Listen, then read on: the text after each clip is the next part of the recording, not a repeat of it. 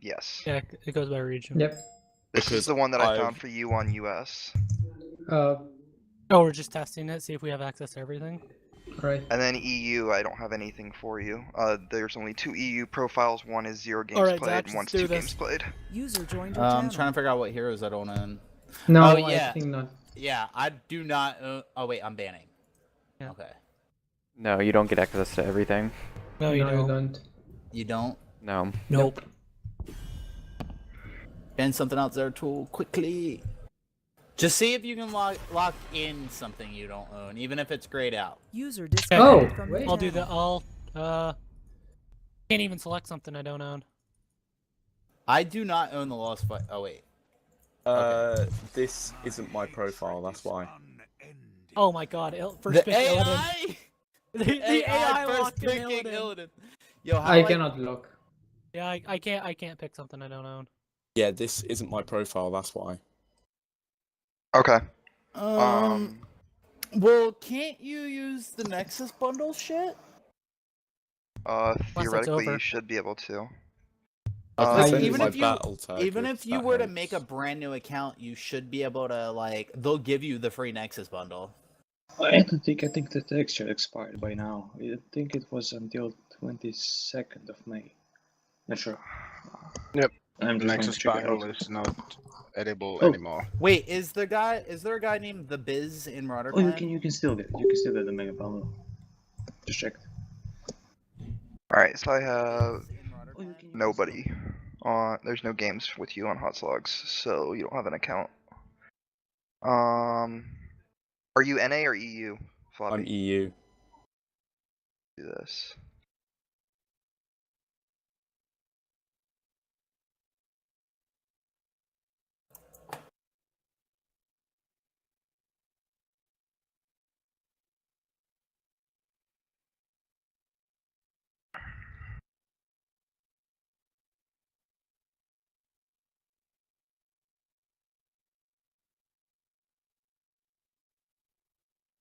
User joined your channel. I'm gonna have people that are going to be coming from outside the clan. I don't know how many yet, but as of right now, I know for sure there's one coming. So just keep an eye on TeamSpeak. Anybody who has the ability to drag people down, I if you think don't recognize that's- their name, just drag them down. I think that's me and ASD, and that's it. Yeah. I can drag people. Oh, they made NCOs? Okay. Somebody promote me, I'll help drag people. Doesn't work like that, sorry. Yo, my man, I'm gonna tell you right now, Laz, you don't want to get promoted. I don't. That's responsibility. We know I don't do well with that. No, you think that you've had responsibility in like World of Warcraft guilds or stuff like that? Just wait till you like lead a section. Pretty much, Trojan, ASD, a lot of people in here can tell you about it. yeah, it's a lot of work. If you actually maintain the section, it's a lot of work. Or you just be like, alright, I'm gonna talk a Even little when shit you just because don't- she's not here. Even But when you could don't just be like Moidar maintain- and just play games with people and not actually Even work if you on your don't section. maintain the section, because I didn't do a very good job with it, it's still a lot of work. Whoever was the leader right after me screwed up because they had like literally like 50 active players. Oh wait, it was Steiker. Yeah, it was Steiker, who kind of went So, AWOL. so what, it went you, Steiker, and then it went Trojan, correct?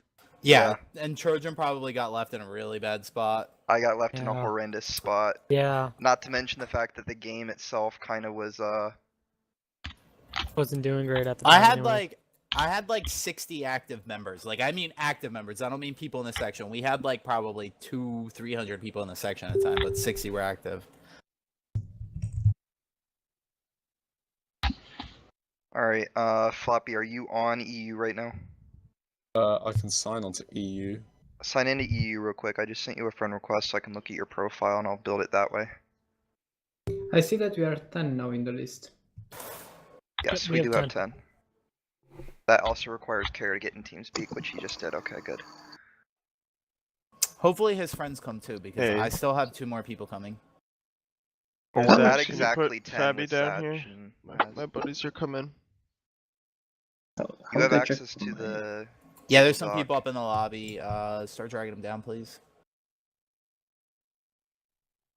Can somebody say how can you check for User your was ping moved to your on the server? channel. Oh. I don't have permissions to do that, Treasure. Yeah. Here you go. Care. There's a I got Google it. Doc for you.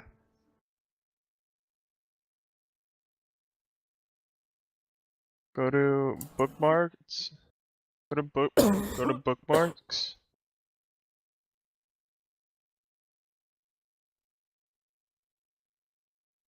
Do you have a different EU profile, Floppy Fish? No, this is my only one.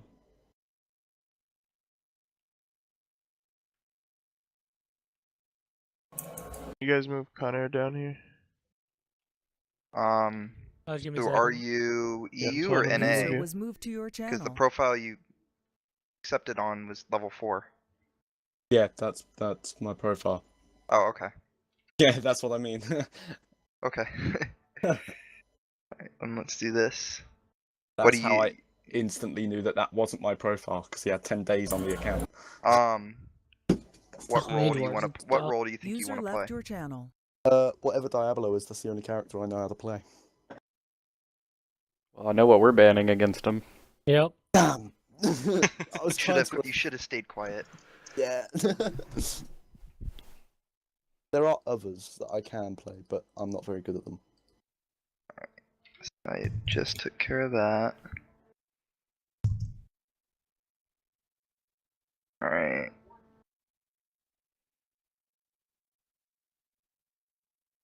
But Fabi.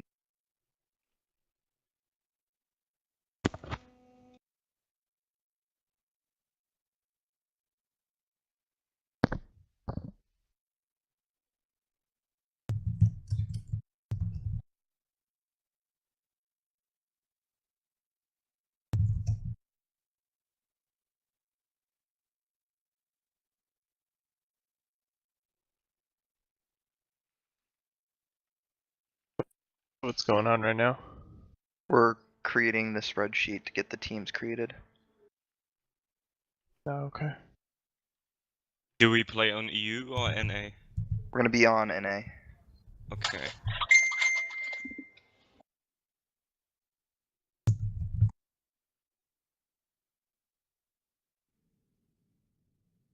That's just because that's where most people are. Yeah, no problem. But you will probably find two on EU and NA. I have on both accounts. Yeah. And the higher one is on EU. Yeah, I found you on Tots logs. What's the tournament region all about? That is a private region for professionals for when they're playing tournaments. So like if you were to go to Twitch right now and pull up the Heroes of the Storm channel, they're playing tournaments User right now. joined your channel. All right, there's And somebody up there. You gotta drag down. I Team had to walk 'em Naventic through is it. playing. Team Naventic is playing against User was moved to your channel. imported support right now. Imported support should win that. Be right back. Naventic already won the first game. Oh, did they? That's Yeah. good. Good for them. And they're on their second game right now, which is Battlefield. But like those games are played on that server. Yeah, the tournament server I think is like what in the Genji patch right now. No, it's Diva patch. Diva. Okay, so they did move up a patch. Yeah, it's because I can't remember if it's 1 week or 2 weeks, but either way, it's been 2 weeks since Diva patch. So. All right, I don't think I have any more people on my friends list interested in coming. 13 people here. See if I can get anyone. Does anybody else have any friends? Me, friends. Like literally anybody can participate. They don't have to be in the clan or anything like that. I can announce on All of my friends are in the clan. That's it. I mean, I can whisper the MFPT chat. Oh yeah, no. I had a friend who was supposed to be coming, and he was gonna bring his son too, but I don't know where he's at. His son is like literally better at this game than a lot of people I know. His son is 9 years old and has like more map awareness than a lot of people I know. Yeah, well he grew up. He's a Generation Z, so that kind of makes sense. Yeah, His dad has actually been making posts on Reddit about it, and he's been the #1 post every time. He's like naming them like Gamer Dad or something like that, and he's made the #1 post on Reddit every time he makes a post. Alright, so that's 13 people, which means we can only have 2 teams. Hold on, give me another minute.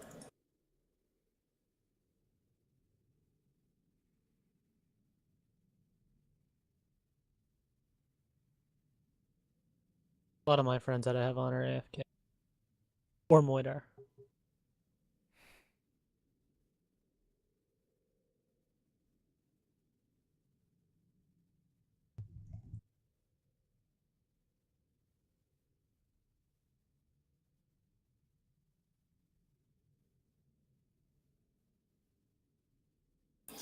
Like with all the people in here, somebody's got to have 1 or 2 friends. We can get 2 more people, we can have 3 teams, which is significantly better than 2. It's actually a 50% increase. But shouldn't we play with 2 teams and then get the 3rd team when we finish? Because maybe people would just wait for too much time. Also, maybe people will quit from after the first game. And that is actually more of a game night format. Generally, our tournaments have had minimum 4 teams, but even if we only have 3, we can do a round robin. Hickman's on in the Marauder clan. Is that your Trojan if you want to get him? He's in game.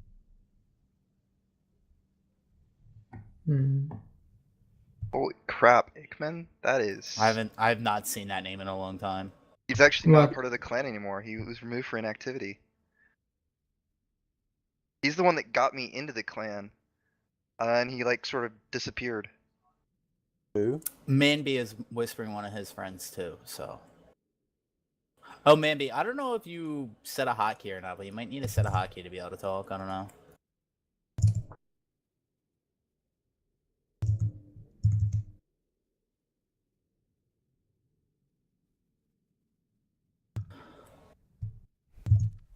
I have people on my friends list that are actually banned from Marauder Clan.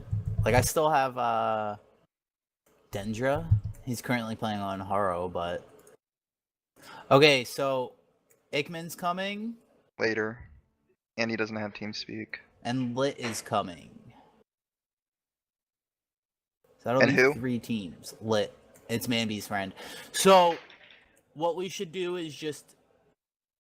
Oh, no. One of them's not coming. We need one more person. I could. If we get one more person, we can create the teams and start the round robin, because the 3rd team will actually have to just watch the stream and wait for for the game. Yeah.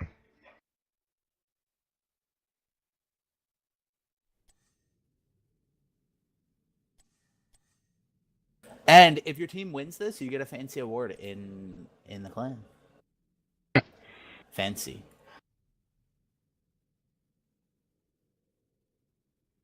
All my friends online are just AFK.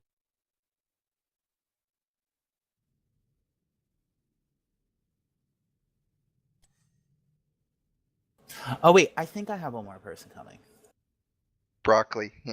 Broccoli. Why don't I message the Reddit chat? Yeah, no. That's even worse than MFPT. Hey, it's about promotion. This is our first one we've done in what, close to a year. So we're trying to build the clan back into what it once was. And I don't want to ask the Reddit chat. I would hope not. You'd get like 40 people and like none. so what? Bring them all in.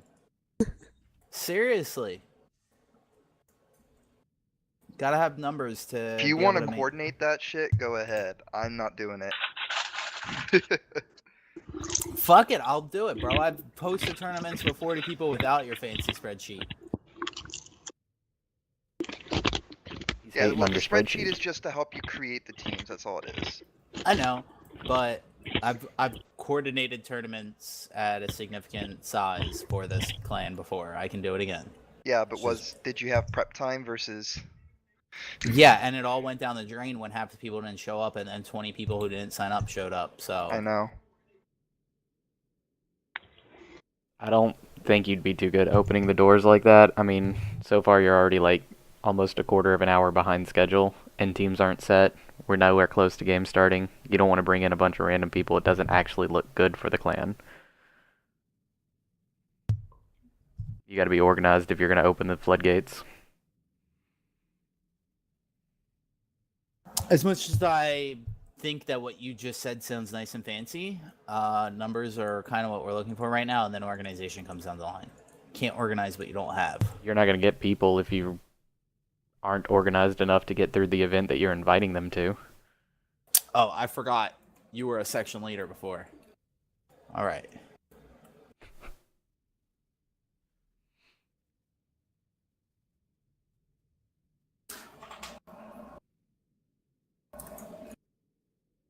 How many do we have? 1, 2, 3, 4. We got 13. I got 13 in the spreadsheet. And then Ickman makes 14, and I think I got this guy the Biz coming. Yeah, well, Ickman doesn't have TeamSpeak, so you'll have to convince him to download it again. If he doesn't have TeamSpeak, he can't play. He doesn't Simple have as it. that. He said that in the Marauder Clan chat. He'll have to download it. It takes about 5 seconds. I know. And we already know he's a previous clan member that he will download it. Yeah. All right, I got somebody who's about to finish their game and they're coming in. Can you send me Alright. Can you send me their tag name so I can get them in the spreadsheet? It's the Biz, TheBizz.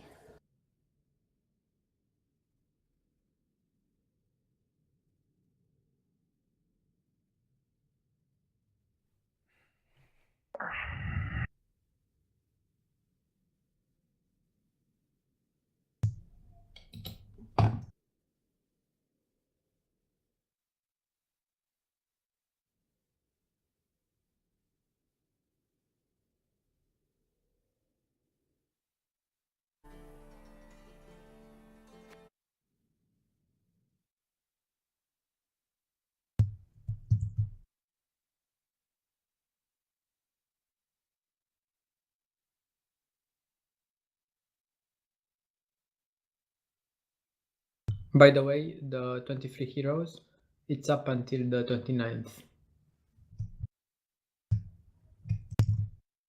What? You have 2 more days to get all the 20 heroes on the USU account. Well, I already did that in E EU. Yeah, some people didn't, I think. To get what? To get the 23 heroes for 100 gems. Oh, I don't know.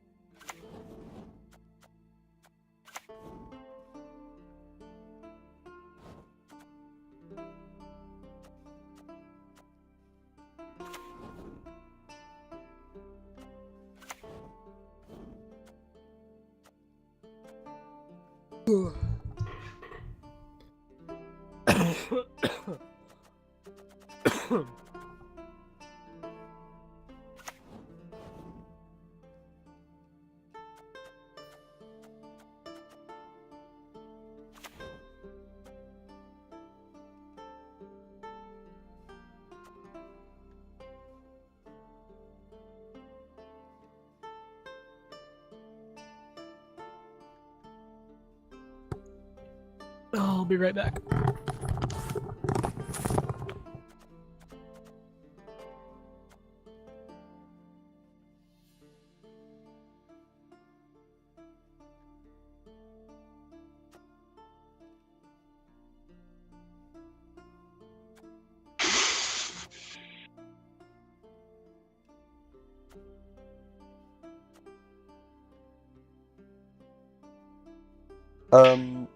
Rebel said he'll be able to join in half an hour or so once the download's finished for his game. I have somebody coming in like 5 minutes, less than that. And I might have a 15th right now. Sitting at the hero select, I'm trying to talk him into coming.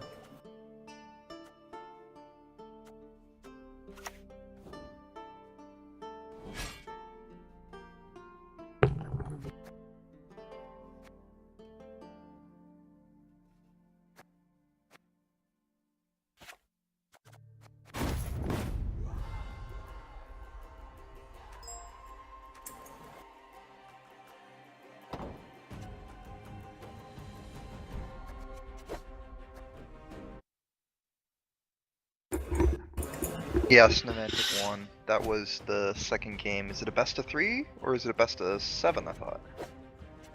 User I think joined your they're channel. best of 7s. Yeah, they're best of 7, so that's just the second game. Niantic must have really regrouped because they were a mess. Yeah, but this isn't the Onward! This isn't pro games. This is the Crucible, which is the Yeah. you're saving your position. Yeah. No, they were a mess heading in. Like Zoya from Tempo, like Zoya who works with Tempo Storm, like he was saying, like Niantic wasn't even gonna scrim till the Crucibles. They were just not having it. So. Alright, well I think I've got the 5 teams created for the 15 in the spreadsheet right now. Oh, we got 15 people. There's somebody in There's the the lobby biz. bringing down. Yo, what Alright, up? perfect. Is Ickman in that spreadsheet? Yes. So we need him. Alright. I managed to get. How you been, Close Zach? ranks! I think you Pretty good, have. pretty good. That's good, dude. I dropped 3 ranks in the last day. It's insane, but Yeah, I dropped 2 ranks last night. Ouch. I'm telling you. I'm just telling you, man. Hero League on the weekend is just unplayable. It's the only time I can play it though. I'm busy I went up during the 2 ranks last night. Both That's Hero Team League League, and Team though. League. Oh, I just shit, got good out of my shit. freshman year, and Well, I'm feeling sorry, I pretty went 2 good. ranks in I Team got a League, lot of 1 time rank to in do Hero just League. heroes. So one rank I would just honestly go. Sorry guys, we're just gonna be another minute or 2 or 5. Sure. We'll be ready. Do you want me to invite more people? Is that the problem? Kinda, yeah. Alright. I invited Rebel, and he started the download for it. First off, nobody or the biz can use a hotkey for your My mic to use, like, studies hammer are stuff. more important than Fuck, this. okay. Let me see if I can fix the mic settings first. Go to Tools, Options, and then Capture. Yeah, I'm gonna just try to decrease the sensitivity, like a lot. So, just a time question. Do we have one more, can we play one more quick match, or when we restart? We can go. I might have our last player right now. Long live the king! Yeah, because if we replace Ickman, we'll be fine. Fuck! Hey The guys. guy I had just his Q just popped. Best give up now! There is no escape. How many do we have in TeamSpeak? 14 in TeamSpeak? Mm-hmm. I Rebel think- just No. joined. I think I got Yeah, someone I coming. have been trying to say that Rebel's starting the download for it now. For the king! Was that you saying you have someone maybe? Yep. I got Harkonnen. He's coming. Alright. There is no Is he escape. currently in a game? He's just logging out of WoW right Perfect. What's his battle tag? now. Give me a second here.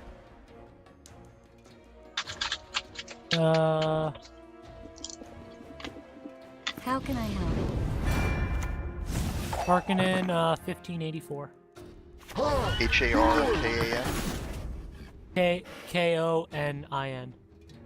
Harkoin. NIN. Konin. There we go. Awaiting your orders.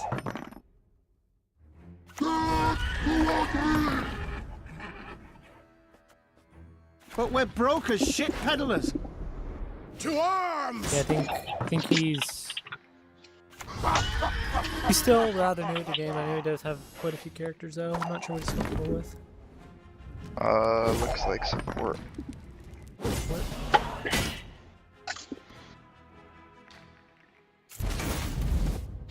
Yeah, he just logged out a while, so. So how does the There, bracketing work for he this? just logged into the game. I would not take role into account, Trojan. Just put people on a team. People will figure it out. So I think most people can play at least 2 roles, and some people can play all of them. So it'll work itself out. Yeah. Just try to balance off of MMR. I'll never be imprisoned again. Alright, if we can get that last guy in here, we're ready to go. He hopped into the game, so I'm assuming he's hopping into the game, so.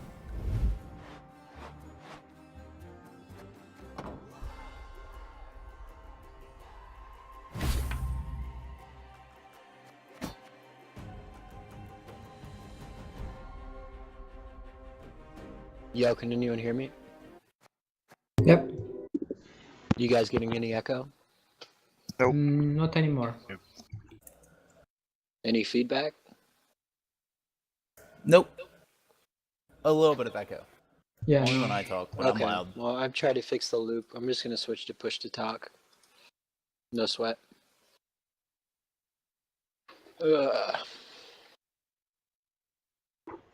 Does Grave Key conflict with anything or no?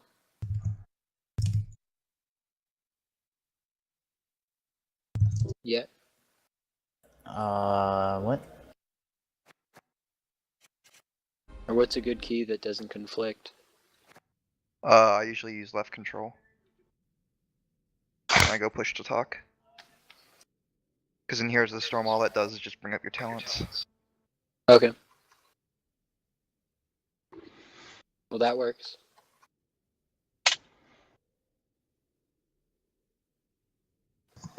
Alright.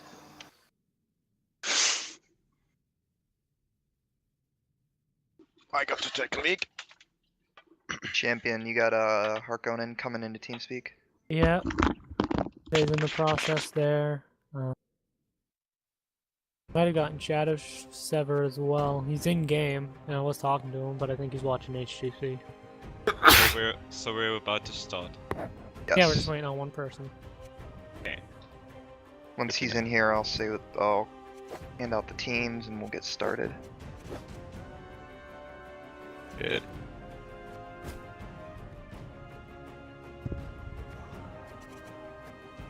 Alright, Ickman is ready too, so either myself or Laz will just stream. Ickman's gonna play. Okay, Harkonnen had to reinstall TeamSpeak, but he'll be on. Ickman's gonna play. Booyah. I mean, Zach. Yeah. Well, hold on, give me a second. He said, invite me, I'm ready.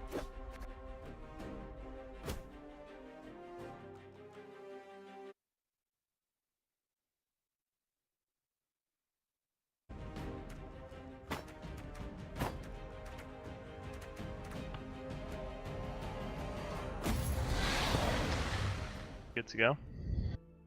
Yeah, just getting the last player in TeamSpeak right now. There's 2 people Yeah. who are installing TeamSpeak. Yeah. Ickman's installing TeamSpeak. He was trying to argue with me about it. I was about to tell him, F you, you're not coming. Can we get the lobby going on? Yeah, I'm working on it. Hell Well, we can't start it, not yet. Just, Because we gotta do that. we're about to have teams balanced and a lobby started within the next 5 minutes. We will be in a lobby.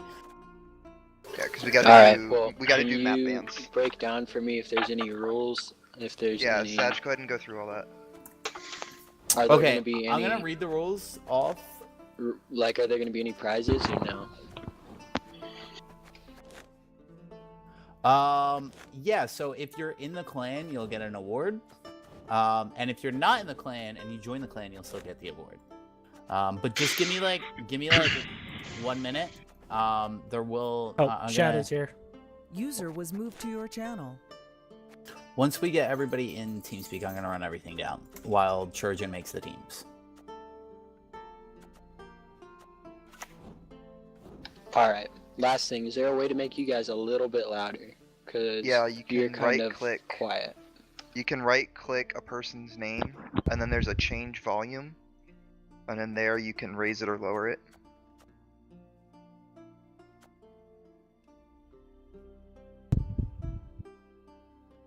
Yo, thank you, that's much better.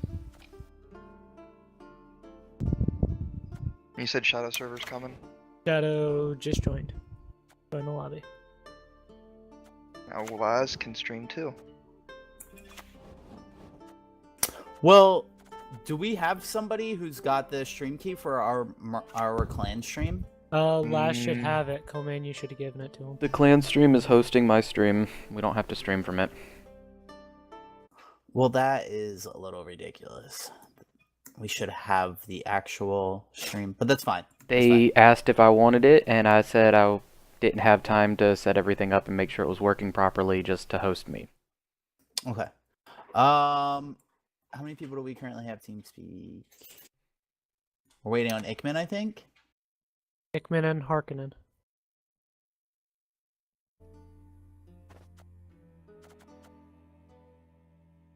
Can somebody message Harkonnen and ask him ETA? Yeah, I'm on it.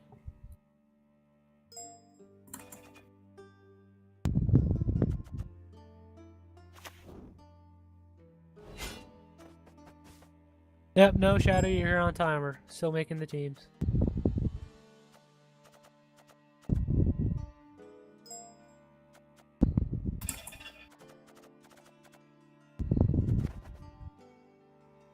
Got somebody up in the lobby, Matty Mosh. They're a member though, actually. Harkonnen's up there. Harkonnen's User in was there. moved to your channel. Hey, Harkonnen. And then Ikman is Hey, guys. entering the info right now. Awesome. Alright. So we got everyone then when he joins. Alright, who am I missing in this? That is Shadow server. Shadow and Harkonnen, I think. No, Harkonnen you would know about. Shadow. Yeah, I you're already probably have it in missing. there. Shadow server's the only one I have to put in there. I have to put them in for last. And then I have to rebalance teams.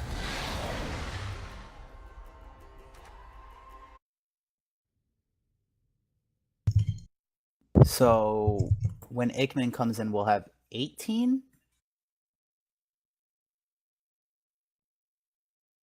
I've already... Yes. I've already pulled both Zach and Laz out of the list, and we're at 15. 15? Yeah. That way you guys can stream. Cast.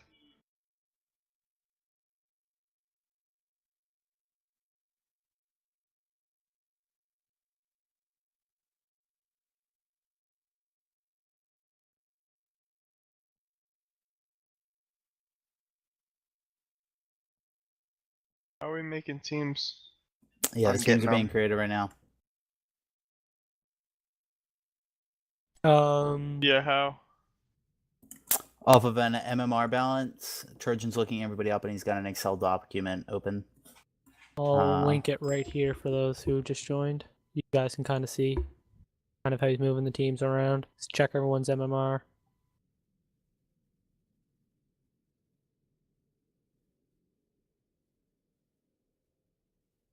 MMR based on what? HOTS logs and looking at profiles if they're not on HOTS log. What game type? Took the Really? highest MMR. I just took everybody's highest MMR.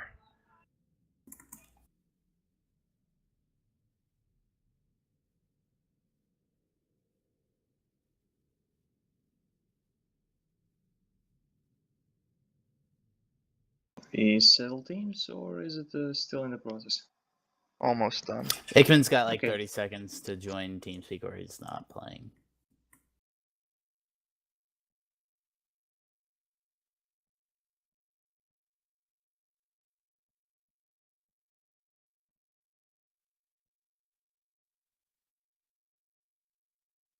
User left your channel. There he is. User was moved to your channel. Oh. Yo. All right. All right, teams are made. Made? Alright. Yeah, I've got them. All right. What up, Trojan? Haven't seen your ass in forever.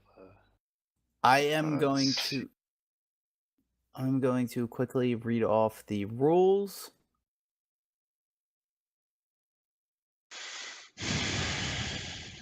Admin. If I can get it open. You wanted Hey, to play where's best of Zach? 3, Zach? No, we're doing. I already. I'm we're just gonna gonna say do with only 3 double teams. elimination. We're gonna do double elimination round robin. All right. So, if you plan to leave this early, like this probably is going to take about a 2-hour bracket. If you can't stay for the 2 hours, let somebody know right now. If anybody gets caught exploiting anything, you're automatically going to be disqualified from the tournament. Each round is going to be a best of 1, but it's going to be a double elimination since we have only 3 teams. We're going to be using the tournament mode double ban system. The starting pick team will be at random, and we're going to pick maps based off of veto system. Actually, I'm going to change that last minute. We're gonna do a coin toss, and then the team who wins the coin toss will get the choice between first pick or map pick. Just make things faster than having a veto process. Teams can agree to a rematch if needed due to technical difficulties. Rematches must be played with same picks, bans, and map. If a player is unable to join a match due to technical difficulties, an alternate will be assigned. Repicks must then occur. The pause rule, it's forbidden to pause the game during a match without an obvious reason, like a disconnect or something like that. The pause time should not be longer than 10 minutes in total. If in that case, then any longer pause is needed, the opponent or an admin must agree with it. Otherwise, the match must continue. In the case of a player disconnects or has technical issues, it is allowed to use the pause. In other cases, both teams have to agree to a pause by using the in-game chat. You can just simply type PP for please pause. Unpausing the game is only allowed if both teams agree to a pause by utilizing the game chat or the 10-minute time limit where a pause has elapsed. Abuse of the pause will lead to disqualification. And the last rule is player toxicity. Tournaments are fun, competitive spirit. However, we are playing with and against other clan members or people not in the clan. With this, keep in mind criticisms, constructive criticisms, keep them lighthearted. Raging will not be accepted, nor will negative behavior. All right. So what we're going to do is in a minute here, not quite yet, Trojan's going to move all of the teams into their room so that you can see who you're with, yada, yada, yada. And then I will join your room, letting you know where you are in the bracket. I will actually post the brackets when I type it in. I haven't actually typed it in. I just kind of have it in my head. Righty. I actually just posted it in chat as well and said Team 2 is playing Team 3 first. If that helps you. Okay, and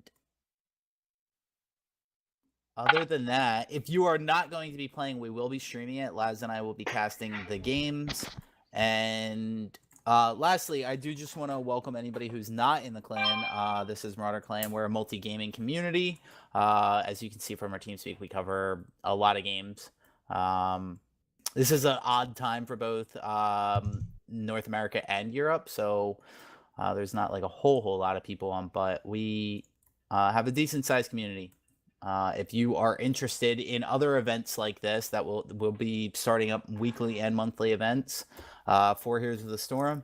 If you are interested in other events like this, just go ahead and submit an application at marauderclan.com. The same thing you had to type for TeamSpeak. That is also our website address. Yeah, you can go check us out. Otherwise, looks like Trojan was nice enough to type out what team everybody's on. So Team 1 go into room 1, Team 2 go into room 2, and Team 3 go into room 3. I will set up a lobby here shortly in the next minute. User left your channel. Yo, User left really your quickly. channel. That's User left your channel. What do you guys mean by no exploits? User left your channel. means no Currently using there's no big like dick known damage. exploits, but sometimes there are like things in Oh, the listen, game. that there was a bug with Saboteur, which Yeah, there What hasn't I'm been worried any about bugs in a long mainly time. is Alarak right now. If you do his Show of Force combo, it'll do more damage than intended. Are you gonna let that happen, or? I am not aware of that. I'm gonna need to research that real quick. Yeah, Yeah, like Zach. an Okay. example would be like the Rainer Hyperion bug a couple months ago. Yeah, it's not nearly Yeah. that bad. It does probably 300 extra damage than it should. Yeah, I haven't actually seen anything like really noticeable with Alarak right now, so we're just gonna let that go. I'm just gonna go for Hey it. then. Zach, But- can you do me a favor? All right. Yeah. Anyways, I'm switching to my. Where can I see? User was moved out User of your left channel. your channel. Hey Yeah. Zach. Trojan, Could can you move somebody everybody to move their me into Yeah, channels? room that's what I'm 1? working on. User was moved out of your channel. What up, Ekman? User left your channel. Dude, so you remember me, right? Yeah, I remember User you. Dude. was moved out of your channel. Dude, would you mind freaking giving me some rank? I came back not too long ago, but User You was gotta moved out of your you channel. gotta reapply to the clan. There was Again? some changes made. Yeah, you were in the clan, so it's you a were inac- reinstatement. You were a reinstatement, because you were inactive, so all you need to do is on for the too long, so- website. On the website, you just need to send me a message like, a saying big why white- you were away. while you were gone. So we'll As talk I'm about that after the deployed. tournament. Yeah, Okay. we'll talk about that after the tournament. We have a lot of officers in the clan who know that situation. Zach, I'm chiming in here because I'm the one that handles reinstatements. So Okay. you need, well, you can need we to, handle that after the tournament? Yeah, Ikman, I'm gonna go ahead and move you into team 2. okay.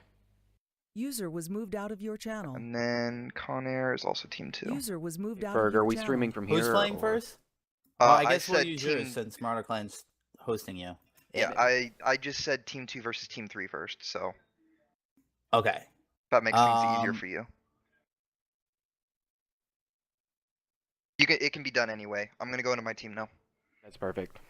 User left Are your we channel. casting from here, or do you want to move rooms? Was kind of what I meant. Yeah, 1 second. I just want everybody to be able to see the brackets. That's fine. Where are you posting them? Like, I can pull them up on stream. I'm gonna have a link. I'm making it online.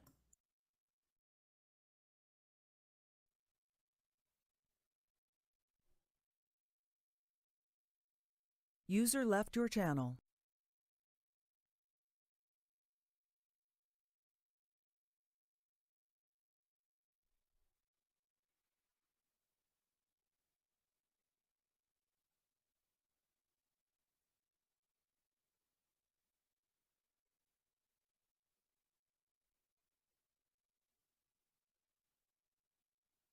All right.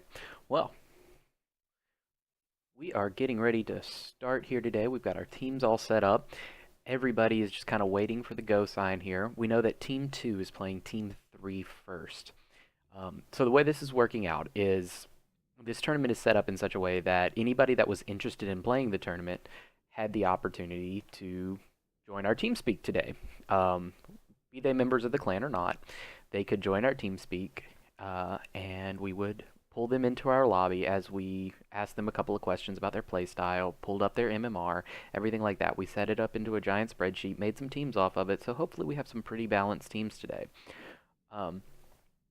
This is going to be rough for me casting, not going to lie to everybody out there today. I know a couple of these players, and the rest of them, we're going to be learning together today. We kind of have the basic role of what everybody prefers to play, but that may or may not hold true as we get started here. Really, we're just looking for a lot of fun today. If you are looking to get into the Marauder Clan, please go to marauderclan.com. There's applications that you can post there, and we're not just Heroes of the Storm focused. We do cover a bunch of games, so if there's something that you'd like to play, bring it into the clan. We probably already have a section for it. This obviously is a Heroes-focused tournament, so all the players here User are joined Heroes your channel. players. So make sure you come and check us out if you're interested in some Heroes fun.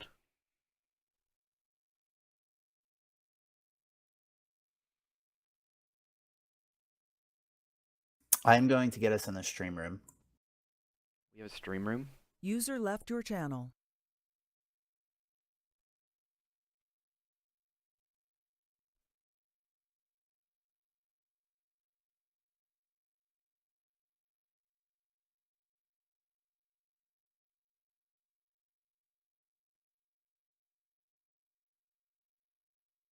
Apparently we have a stream room in TeamSpeak that we're going to be casting from. I was not aware of this, but that's alright. I think it's a lot of excess. We're going to go with it. It'll be fun.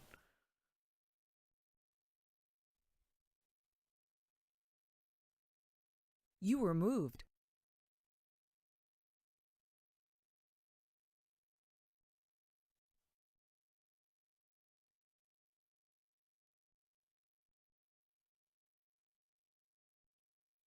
Talk power granted. Okay. Alright.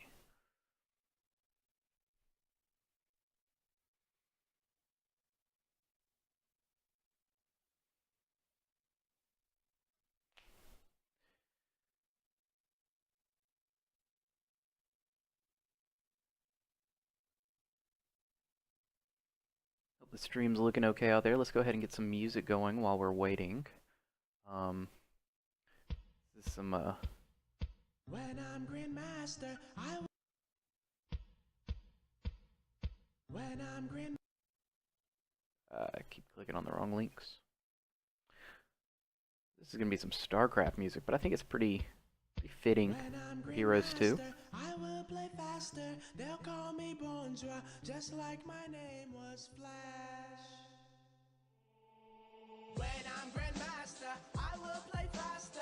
They'll call me User joined your channel. just like my name was Flash. But now I'm just flat, and now I'm just flat, and now Okay, there we go. Now I can talk. What's going on, Laz?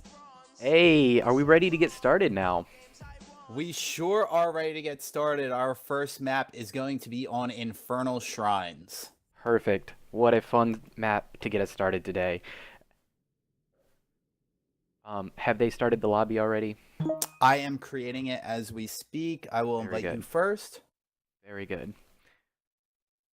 So, Infernal Shrines. Let's talk about what this map is. It's a fun one. We're going to be fighting over some maps. We're going to be fighting over some camps. And all the while, these players are going to be fighting each other, trying to get the Nexus destroyed. This is going to be all about some wave clear going on, trying to get those minions down quickly. Controlling that small area where the shrine comes User up, left trying your to get channel. those minions down quickly enough to get the golem spawned, and using that golem to push down the walls of the fort effectively.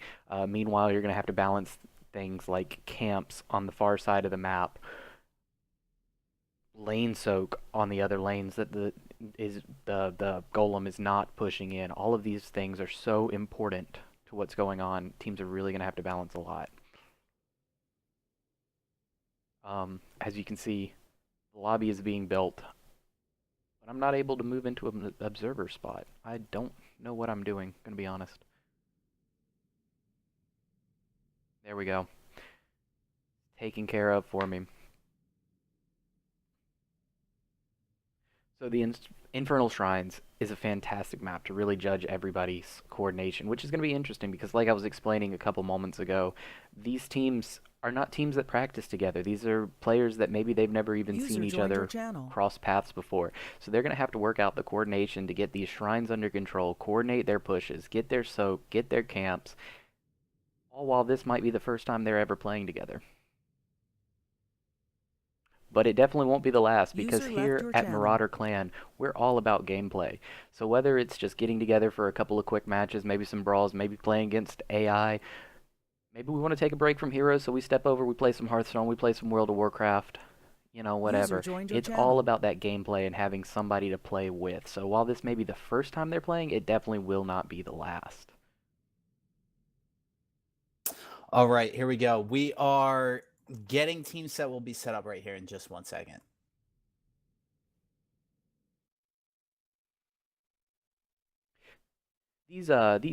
first two games are going to be played. We're calling them Team 2 and Team 3. Is how our spreadsheet spit out everybody's names. Channel was edited. You can actually change that. They all gave me team names. I also did not give you the link of the bracket yet. I will do that in just 1 second. Let me get these teams set, and then you can switch over to the brackets. Okay, so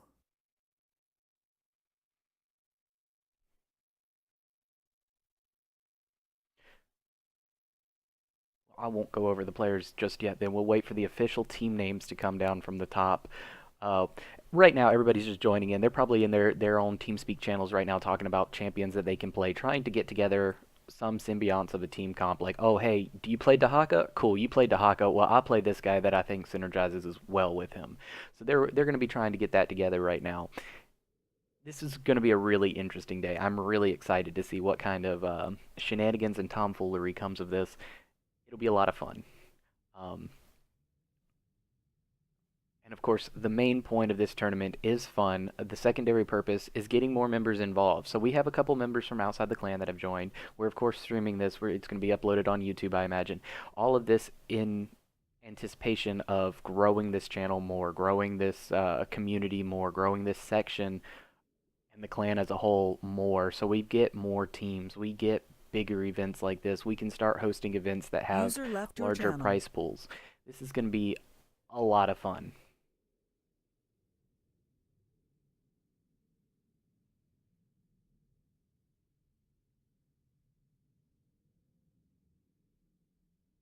For some reason, I was given a referee tag, and I'm going to be completely honest with everybody watching this stream right now. I do not know what that referee tag means, but I have faith that it means I don't have to do anything extra. So we're going to go with that.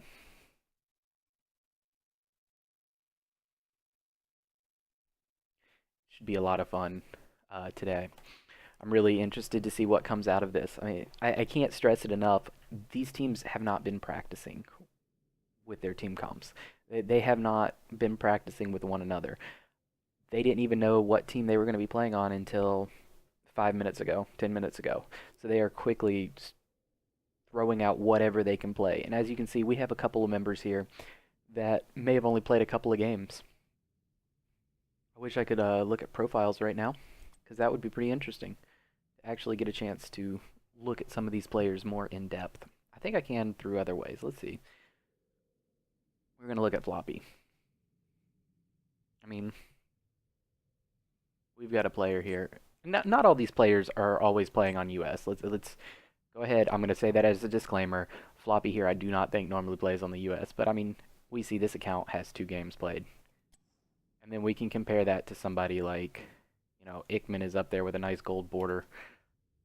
We're going to guess that he has more than 2 games played if he has a gold border.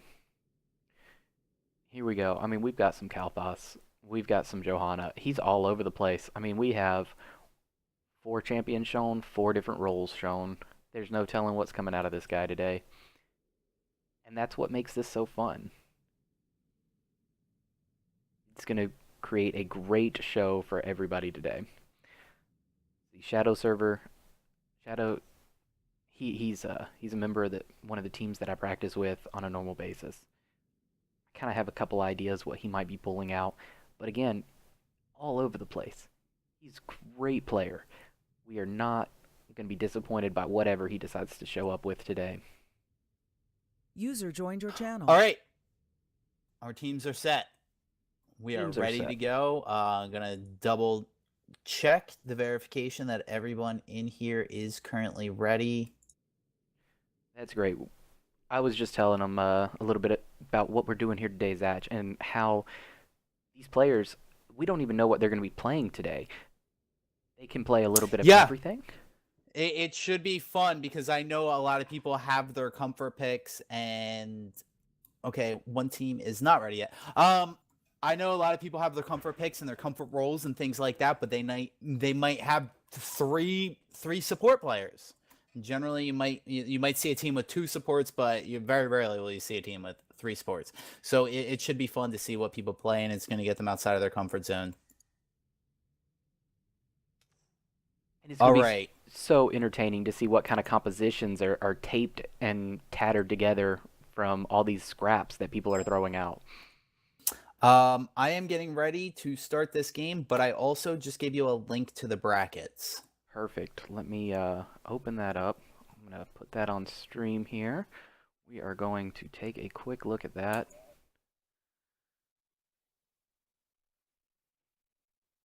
All right, so what we're looking at here. The way you're looking at it is Dynamic is Team 1. They're not currently playing. Okay. Team 2 is Harambe, and Team 3 is Tryhard. All right, so we've got Harambe versus Tryhard here. This should be a very interesting match. The winner of this is going to go on to face Team Dynamic. Who could ask for anything more in this amazing first round? Following up with an amazing second round, I'm sure. Let's go ahead and take a look here. What are we expecting to see for bans here? I mean, we talked about how hard this is going to be for one team trying to piece together a team comp, but how are you going to ban out another team when you don't know what they're playing? Typically, and it is hard in a tournament where you don't know who you're playing with or who you're playing against, but typically Infernal Shrines is a great map for globals. It's a larger map, and larger maps get extreme values on globals, whereas Tomb of the Spider Queen, you might not get like a lot of value on globals. So teams might decide, hey, we're not super strong with Falstad and Dahaka. Let's get one of them out of here, or let's try to deny it from the other team. Kel'Thas is also an amazing pick. Chain Bombs just trash all over the shrine. Now, I don't know who's on what side right now. It's kind of bad. I don't have an overlay set up anymore. It would be nice to have some player names here, see who's picking where. We'll just have to wing it where we can. I feel like Gul'dan's another great pick that can control the shrines, right? His Tryhard picked the map, so Harambe was first pick. So the right side is Harambe. All right, right side is Harambe, and left side is Tryhard. I think we'll see when some names come up, which won't actually be till we're in the game. But okay, so as I was saying, Global's really strong on this map, but Sylvanas, this is one of the few maps where she can be a first pick. It's kind of an, it really puts the pressure on the other team because Sylvanas comps can literally win the game off of one Punisher. Maybe not the first Punisher, but they could probably lose the first 3 Punishers, and then the fourth one, they just go to core with it. So the other team, if I was the other team, I would focus really hard on a team fighting comp right now because they have to win every Immortal. They don't have to necessarily do a lot with every Immortal, but they can't give up any Immortals or the Sylvanas team will just snowball. I feel like Malfurion is a great start to that. That is a champion that if he gets that roots down, there is going to be a team fight that comes of it, or somebody's just going to be killed. I think that's a very strong first pick. Anubarak to follow it up is another great CC. That's initiation. That team fight that you're talking about is bound to happen. And what I really like about it is they're not giving anything away right now. They could go into double support, they could go into double warrior, they could run a heavy CC or a heavy damage dealers at this point, because Malfurion can really just sustain. Malfurion is great in double support or great solo support. So basically they're in a position right now where the other team kind of doesn't know what to do because all they're seeing is Malfurion and Anubarak, who are 2 very versatile heroes. Obviously, Anubarak with his spell shield does a lot better against mages, but even if the other team doesn't pick up any mages, they can just pick up a second warrior and say, hey, Anubarak is just our bruiser at this point. Let's talk about this Sylvanas team for a second. What are they looking to pick up to back up that Sylvanas right now? We talked about how they're going to push with the golems, how they want to get as much tower damage down as possible. Vala helps with that. What else does? Okay, so right now they really wanted this Vala and Rhaegar. To me, that says that Rhaegar is some sort of a comfort pick. And they could also potentially be going into like a double frontline team here. Rhaegar does decent healing the frontline because he can talent into a shield talent at 13, which the amount of shielding that it gives is based off of a total amount of health. It gives a percentage amount of the health. drawing a blank on what it is, because when Rhaegar was really dominant, they kept changing that value. They couldn't find a balanced value. So honestly, even if they just left Sylvanas and Vala as their solo main DPS and they pick up a bruiser and a tank, I think that they're in a really strong spot to be able to, you know, maybe like a Sonya and a Varian. Varian will taunt somebody, Vala blows them up, and Sonya is great at just like getting into any sort of a backline that Team Harambe tries to pick up. And now Zarya was a great ban there, because that does play into the type of comp that Team Tryhard is looking for right now. They're looking for something to control the shrine, because although Sylvanas does do well when she wins the objective, in my personal opinion, Sylvanas is not the best team fighter, and Zarya can help cover up a lot of those holes that they might have in any sort of a team fight. I agree. I'm also looking at this team comp here, and I'm looking at this as Sylvanas does a little bit of damage to a single target, sure. But Vala, she's got some AoE damage coming off of that W. Rhaegar's got some damage coming off of his shield splashing around Zyra. Being able to pull everybody together would just synergize so well for this team comp for them. They just had to take that off the field. What do you think they're going to counter with? I mean, you said it earlier. Malfurion and Anubarak does not give anything away. How do you make a ban here? Do you just take something that you're scared of away? That's exactly it, and Greymane is a great ban. Greymane, in my opinion, is one of the best heroes in the game right now. He's so versatile, especially with that Cursed Bullet. Some people tend to disagree, but Greymane is one of my most played heroes, and that Cursed Bullet, I think, is probably one of the best ultimate abilities in the game with a 30-second cooldown. He can literally blow up. Even people think, like, if I'm trying to kill a Vala, I need go for the throat, but that's not true. If you hit a Cursed Bullet on 100% Vala, that takes her down to 60% of her health. Instantly, throw a cocktail, E on her, she's dead.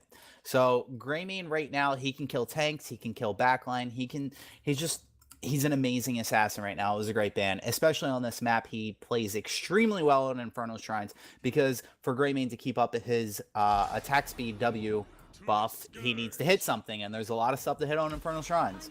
Arthas, see, now that's exactly what I was saying. Vala has a lot of sustained damage, and Anubarak does not do well against sustained damage. So they're basically at this point saying, hey, Anubarak is our initiator and our bruiser, but Arthas is going to be playing that role of our main tank. And he still even has the ability to go Sindragosa, because he does have a strong, beefy frontline with him coming from Anubarak. Jaina's Ring of Frost tells me that they got something up their sleeve here. Typically, Ring of Frost is the most taken ult. They could move into a Zeratul here. They could move into well, maybe not so much a Diablo, but I don't know, but I think that they have something up their sleeve there. We're looking at I think they need some sustained damage coming in on their side. They've got the burst damage coming from the Jaina. They've got control like crazy. They've got the sustain from the Malfurion. They've got a tanky front line. They're going to look for some kind of sustained damage coming out here. Some probably auto attack based, maybe a Nazebo. Spiders are pretty sustained damage right now. This double tank pickup, I like that. They needed some front line. They needed some bruiser. They got to protect that Vala.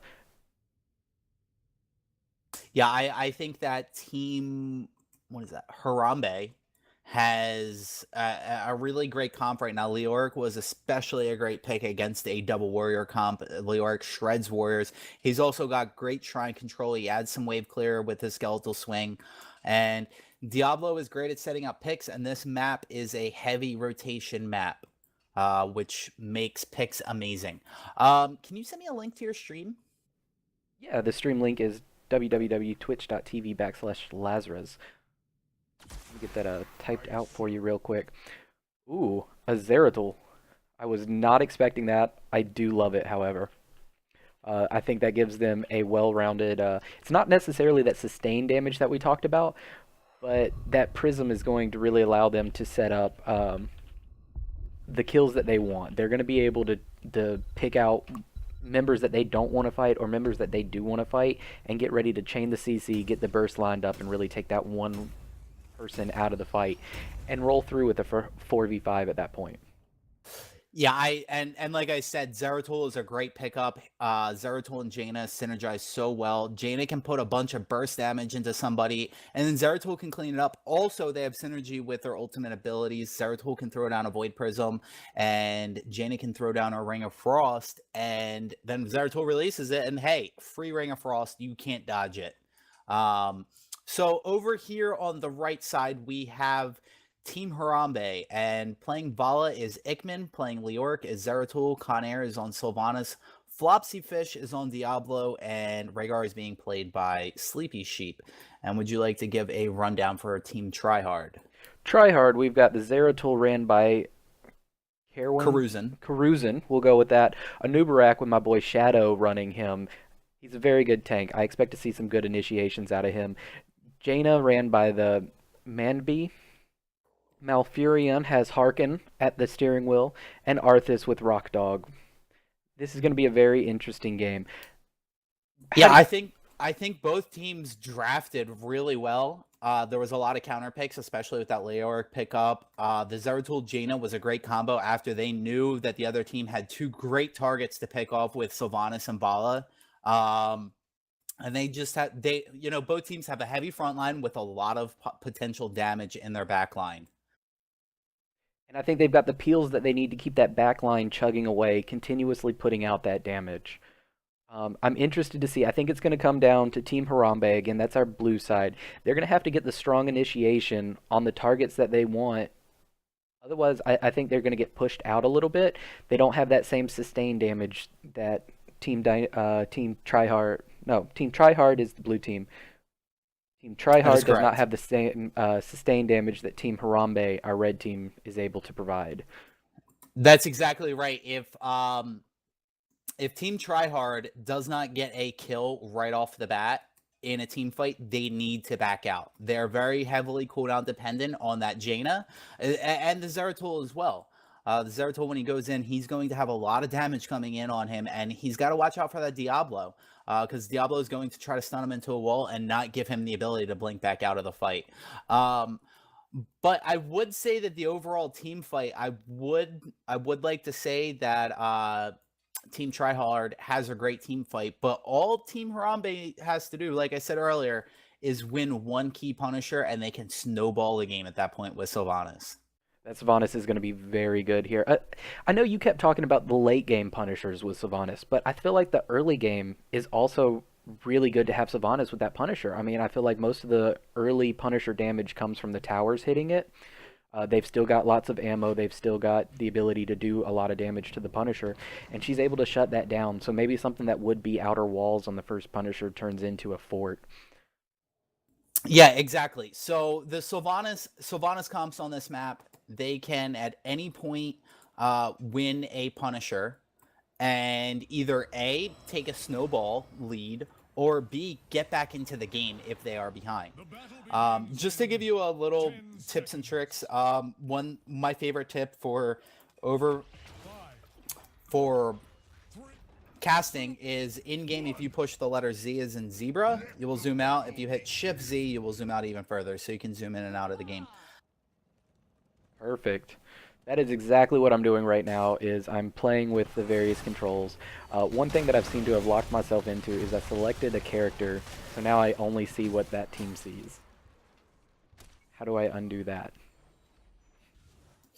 Hit the letter E for everyone. That sounds like a great hotkey to set up. Perfect. Alright. Did you play with your sounds a little bit? Because I couldn't hear your team before. So people might not be able to hear me. Yes, I did. I did play with those sound settings. Everything should be working now. Alright, Trojan, if you're watching, send me a whispering game. Just make sure sound levels and everything looks great from the production side. Otherwise, we just had a little bit of esports action going on in the middle. It looks like Team Harambe is trying to set up a 4-man rotation. X that. It looks like Sylvanas, they're going to run with a 1-1-3. And Team Tryhard is going to respond with a 1-1-3 of their own. Seeing a little bit of rotation out into middle from Team Harambe. looking like they're getting a little bit of value. They got nobody soaking the top lane right now, and they are missing some soak as a result of it. Looks like there's a little bit of confusion of who's going top. We have an initiation going on in the middle right now. Zeratul fairly low, so is Vala. Both teams will make it out with 0 casualties. Everything sounds good, gents. I'm watching your stream. All right, thank you. User left your channel. All right, we have our first Immortal spawning, or Punisher. And we won't actually know what kind it is until it is clicked on. It looks like it's going to be a Mortar Punisher. A Mortar Punisher, we have an initiation into Vala. Shadow Server just trying to keep that zone up. Looks like Team Harambe is trying to get level 4. Rotating on in.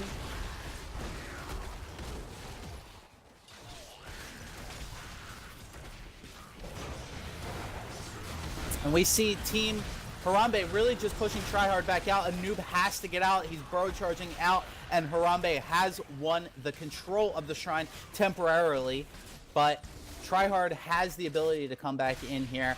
Harambe is currently only at, they're rounding about 30 right now. Tryhard needs to get in here. Here comes a big Jaina Blizzard, only really hitting the front line, and Noob is going way deep. He's going to be in a lot of trouble here, but he does make it out. Diablo getting that flip onto Arthas. They do win the Punisher, but it looks like Diablo, yes, in fact, will go down. Even though he went down, though, like I said, they got that Sylvanas push. They are going to look for a lot of push here. Big jump into the Punisher. It did not go over the wall, so that is going to favor Harambe. Because the fort cannot reach the Punisher to shoot it right now. Sylvanas team is moving in, and they are looking to get a big push here. And with the kills that they are able to secure, I foresee definitely we're going down, possibly keep front wall. I agree. I think that's exactly like what we talked about leading into this game. Our blue side was not able to get the engage that they were looking for. They were not able to get that early kill really set down for them. So even though they had about a 25 objective lead there, they weren't able to actually capitalize on that, carry through with that, and get the pick that they were looking for. We do see the Mortar Punisher go over the wall there, so he is going to take a lot more damage and finally go down. But that is a keep wall that's very impressive for this stage of the game. Extremely impressive, and it shows on the experience lead that we are Looks like they're taking seeing. a camp as well on their way out, just for good measure. So I'm going to take this time to look at talents, see if there's anything interesting. Vala is going a full auto attack build, and Jaina is going a full Q build. I think that's pretty much what we expected. We're looking for that burst damage from the Jaina, and we're looking for that sustained damage from the Vala that's going to allow them to carry on through. I do agree that we do see a little bit of initiation onto Leoric from the middle, and Team Harambe is really just looking for the camps, looking to hold the advantage that they currently have. Both teams now level 7 on the same talent tier. Although Vala did, you know, I can't really argue with the full auto attack build because she is going against a double front line and will help her shred down that Anubarak and that Arthas. But generally speaking, if you're picking for the map, we see an initiation coming in onto Malfurion in the middle, and he is able to get out before Diablo can do anything. If you're looking to play the map, I like to see a hybrid build between auto attack and multi-shot. Helps clear the shrine faster. But hey, they're winning. Zeratul taking a lot of damage right now. They almost had a kill there. Looks like we have a little bit of split decisions here. Got some nice poke damage going out onto that red team, but we do have the Zeratul that's not able to re-engage right now. He's a little bit too low. Looks like these mercs and this wave pushing is really putting a lot of pressure onto our blue team. Up at the top, Leoric putting a lot of pressure into this Jaina. Jaina is not a solo lane hero. She's going to have some trouble, especially against a Leoric who solos the lane very well. See rotation still coming out. A little bit of a late rotation to the shrine for both teams. I don't think that either team has potential to get level 10 before it starts. So I'd like to see people here on time. Diablo did in fact have the heart though. So Team Harambe is at a bit of a... They're down a man. No, that's not true. Arthas is not here either. I feel like our blue side is really looking for their 5 members to be there, especially Arthas. They have to have that CC lined up to be able to lock down that kill, get that kill early that they're really looking for. We do see an initiation from both teams here. Team Harambe taking a lot of damage. Leoric's taking a lot. He's going to have to back out. Without that front line, that's going to put the blue side in a little bit of an advantage here as they try to maintain their minion killing powers. And a Diablo going down. Very good. Arthas is down as well. That Anub'arak needs to get out or he's going to be in some trouble. Okay, so we see a 4 versus 4 situation here. And we're down Malfurion to a does 4 go down. versus 2 situation here. Now have the 2 damage dealers of the blue side trying to poke out and keep these red teams off the shrine. It's just not going to happen. It was a close little skirmish. We see 31 to 31 is the current count, but unfortunately the blue team is just going to have to give it up. Okay, so something that I would like to add is Team Tryhard is very much so playing for level 10, looking for that VP and Ring of Frost combo. Also, Arthas is a pseudo Sylvanas if he takes Sindragosa. This is very true. This could potentially be a quick game, no matter which team takes the lead at level 10. Definitely gonna see a 4 going down here, unless there's a strong initiation, which I think would just be a throw. Team Harambe just needs to get the fort down, play their strengths. They are getting a big initiation. Arthas took a lot of damage. Jaina trying to do what she can to whittle down the team. I think this Punisher is going to go down before the keep front wall completely falls. I agree. They did take a lot of harassment. Ooh, the jump taken out an Arthas. That's going to hurt them a little bit as they try to recover the map here a little bit. Zeratul is trying to do some work in the back line, but he's just going to get pushed away and that healing's going to come through. He's actually going to go down for his troubles.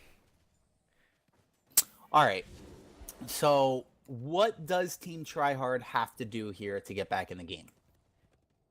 First things first, they got to get their lanes under control. They've got their mid lane pushing down, even though it's just loose minions right now. They're losing some camps. They have to start getting presence on the board, whether that's through the camps pushing lanes so that it possibly pulls the other team off of the shrines, whether it's just denying all the camps going over. It looks like they are going to try to deny this bottom camp. Is exactly what they need to do. They need to get in here right now. Zeratul is late though. They need to get Sylvanas some kills. taking They a are lot the of superior damage. team fight here. Webwrap comes out. There goes the big APOC, but it will not be enough to save. Oh, it might. If he gets a root on him, he will go down, and there it is. Rhaegar goes down. This is exactly what we need to see from Team Tryhard. We need to see them using their team fight to their advantage. They were, I didn't talk about it before, they were a little weak without level 10s. But now that they have level 10s, Webwrap from Anub'arak takes somebody out of the fight immediately. And Team Harambe already has a weak team fight after 10. VP into Ring of Frost. Big Army of the Dead's going to give Arthas, sustain. I disagree with that pickup. We do see Twilight Dream coming from Malfurion. Here comes another engagement on top. There's the VP combo we're looking for. There's the Ring of Beautiful Frost. VP. He releases it perfectly. 3-man Ring of Frost, and that should result in 3 kills. There's that Wombo that we've been talking about all day. I love to see that it came through. Unfortunately, they're going to lose Arthas on the backside of that, but I feel like they've got quite the advantage off of that. And Webwrap into the Rhaegar. Diablo is going down. Here comes the Rhaegar. Rhaegar coming out. He's got to get wolf form. He's got to get out. All the cooldowns are down from Team Tryhard. I don't think they'll be able to chase him. He comes out of wolf, though, losing the ability to run. Zeratul's on him hard, really trying to work hard. I don't think he's going to go down Rhaegar here. will get out. Yeah, Rhaegar is really hard to get down, especially when all your stuns are currently on cooldown. That was a great fight for them. Unfortunately, the red team is back up as this shrine's coming up. I think they're going to be able to contest it. Sylvanas did stick her head in there and get 21 of those skulls for them right away. Somebody needs to soak bottom. They need 13.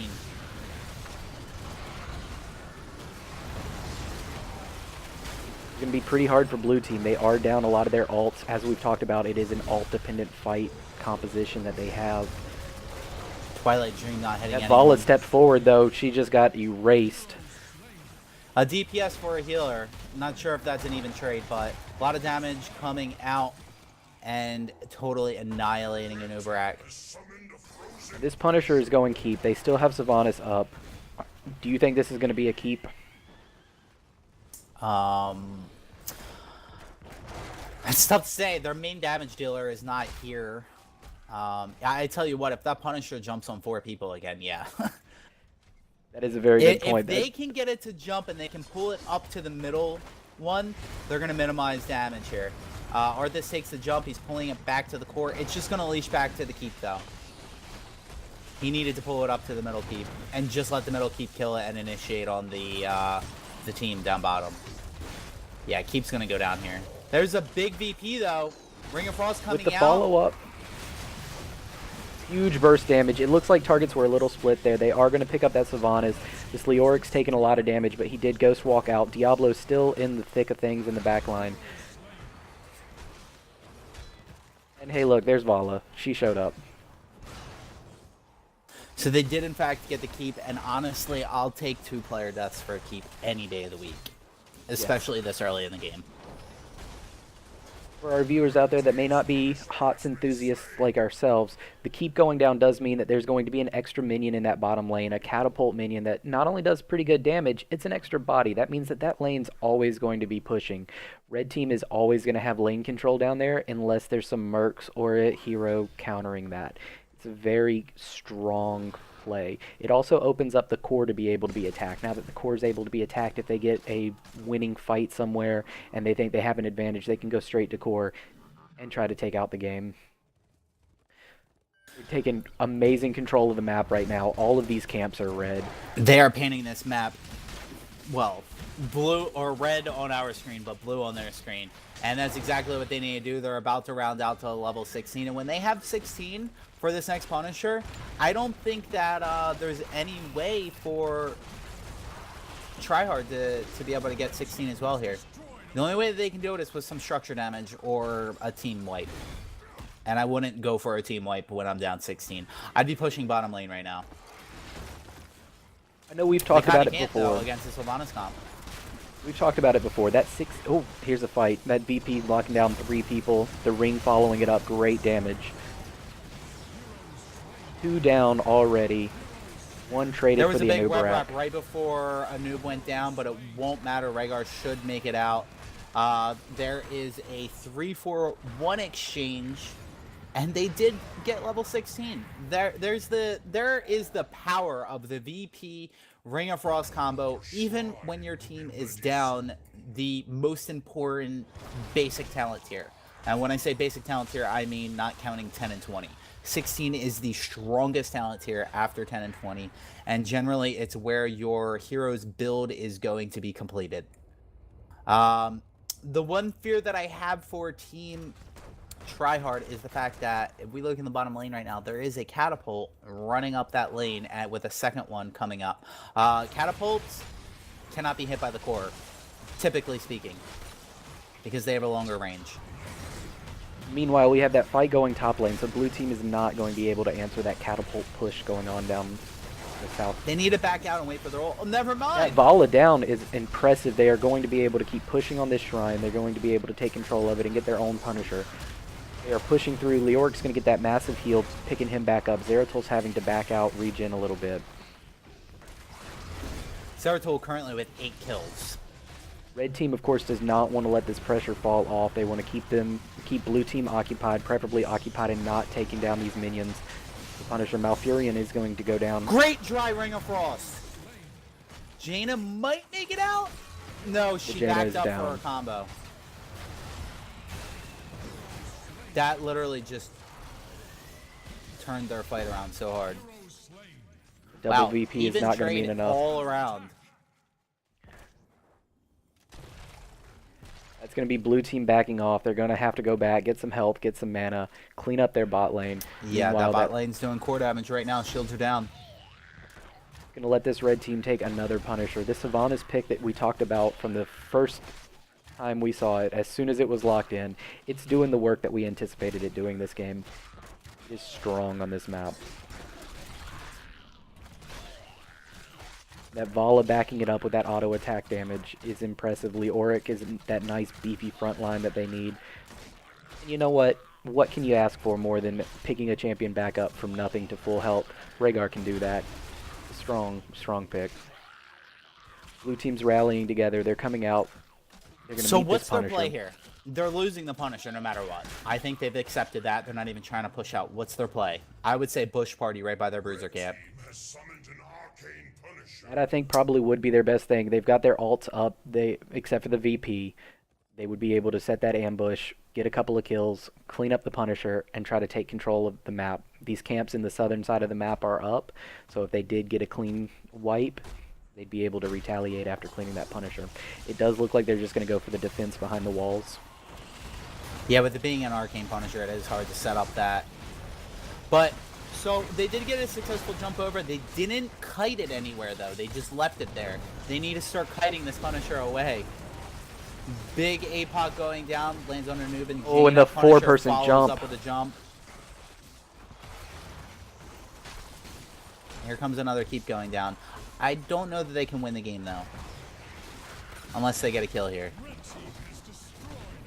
They recognize that they did not get a kill. They're going to take the keep, and they are just going to whittle away at Team Tryhard and look to paint the map blue again. I love what this team is doing. Every time they get any second that they're not doing anything, they're on a camp. They're going, what is the nearest thing that we can take that's going to put us further ahead? They're really utilizing these camps well to keep the pressure back on Team Tryhard.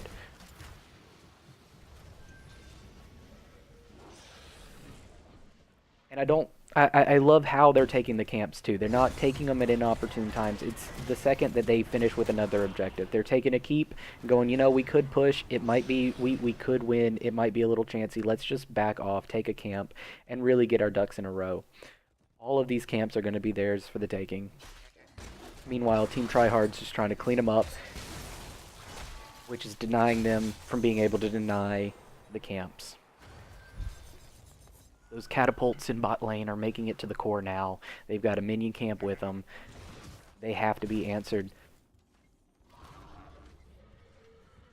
Well, unfortunately, they're not in a spot to be able to do what they wanted to do, and that was look for a fight before Harambe was able to get 20. Harambe does get 20. They are locking in their 20 talents now and pushing right up middle, exactly as I would be doing right now. Just holding on to that pressure. They're saving that Bruiser camp. Smart move. They're saving it so they can take it right before the objective.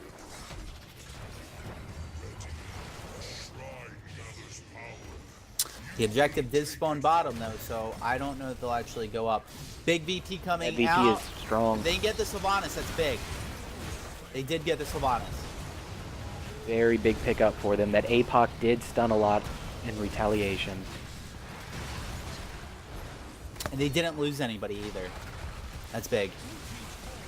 Zeratul is really low. He needs to let that hot tick a little bit. Vala's dropping very quickly in the back. Big heal just used on Diablo, keeping that front line up. They're peeling for the Vala Look at their very core. well. Look at their core. 5 catapults on the core. Oh my. That could Zeratul's be trying to game. clean it up, but I don't know if it's going to do it Winians? for him. Oh my god. Oh, they 10% saved the core just barely. They just had a huge team fight. They can't even do anything about it. And They don't have meanwhile, enough wave clear. Harambe's going, thank you, minions. I'm glad you were able to do that. We're going to take this objective for free. This objective is going to go straight to core. Core has 10% health left. This will be the final push. Harambe's going, nope, we can't let you have it for free. We've got to try to fight again. Alts are down, but we're going to see what we can set up. Diablo does go down. He has his souls. He'll be back up in 3 seconds. Sylvanas is still running in. But currently, they do have a numbers advantage. Great hungering arrow. Canceling that recall. Keeping that pressure with the catapults. Zeratul did get back. He is going to be able to clean up that little bit of a minion wave in the top. They're in a Inez is gonna 4v5 go down. situation now, and now it's 3 versus 5. It's going to be a 1 Punisher, and with a second kill, that's game. That's game winning right there. Okay. Looks like that Malfurion may go down as well. I mean, Nope. Zeratul has VP. He can throw it. Well, I would have thrown it on the core, but he needed it to save his life. He throws down the little Sylvanas. Love it. Okay, so let's remember, even though Tryhard is potentially going to lose this game, and it looks like they will. They're not out yet. This is double elimination. They will get a chance to face the loser of the next game. They're probably hoping that they can get a redemption game on Team Harambe. But there it is, game 1 going to Team Harambe. Great play. Who would you say your MVP was from that game? Oh, my MVP from that game? It's got to be that Sylvanas pick. The hero Sylvanas opened up so many doors from that early fort, the early keep walls, all off of that first Punisher. That was huge experience game that opened up the game, and that meant that any pressure put bot lane, whether it was from the minion camps, whether it was from those catapults that they got shortly afterwards, it did so much work for them. They were really able to take a large advantage off of that Sylvanas passive to be able to shut down the towers, shut down the keep, and stop the minion wave from dying while they loaded the damage into it. I really did like the team comp out of Team Tryhard, our blue team on the screen. It was very wombo-y. We saw it used very well during that fight. Those VPs into the circles, it really locked down the team effectively.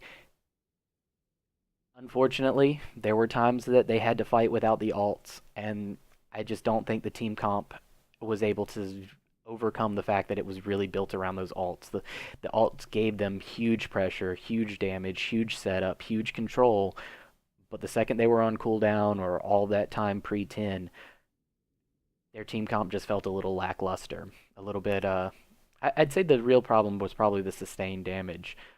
There was not a lot of damage going out that wasn't cooldown based. Jaina does a lot, but she has to have those cooldowns up to unload into each individual person, and preferably into the same person over and over with each cooldown to really let that damage stack up thanks to her passive.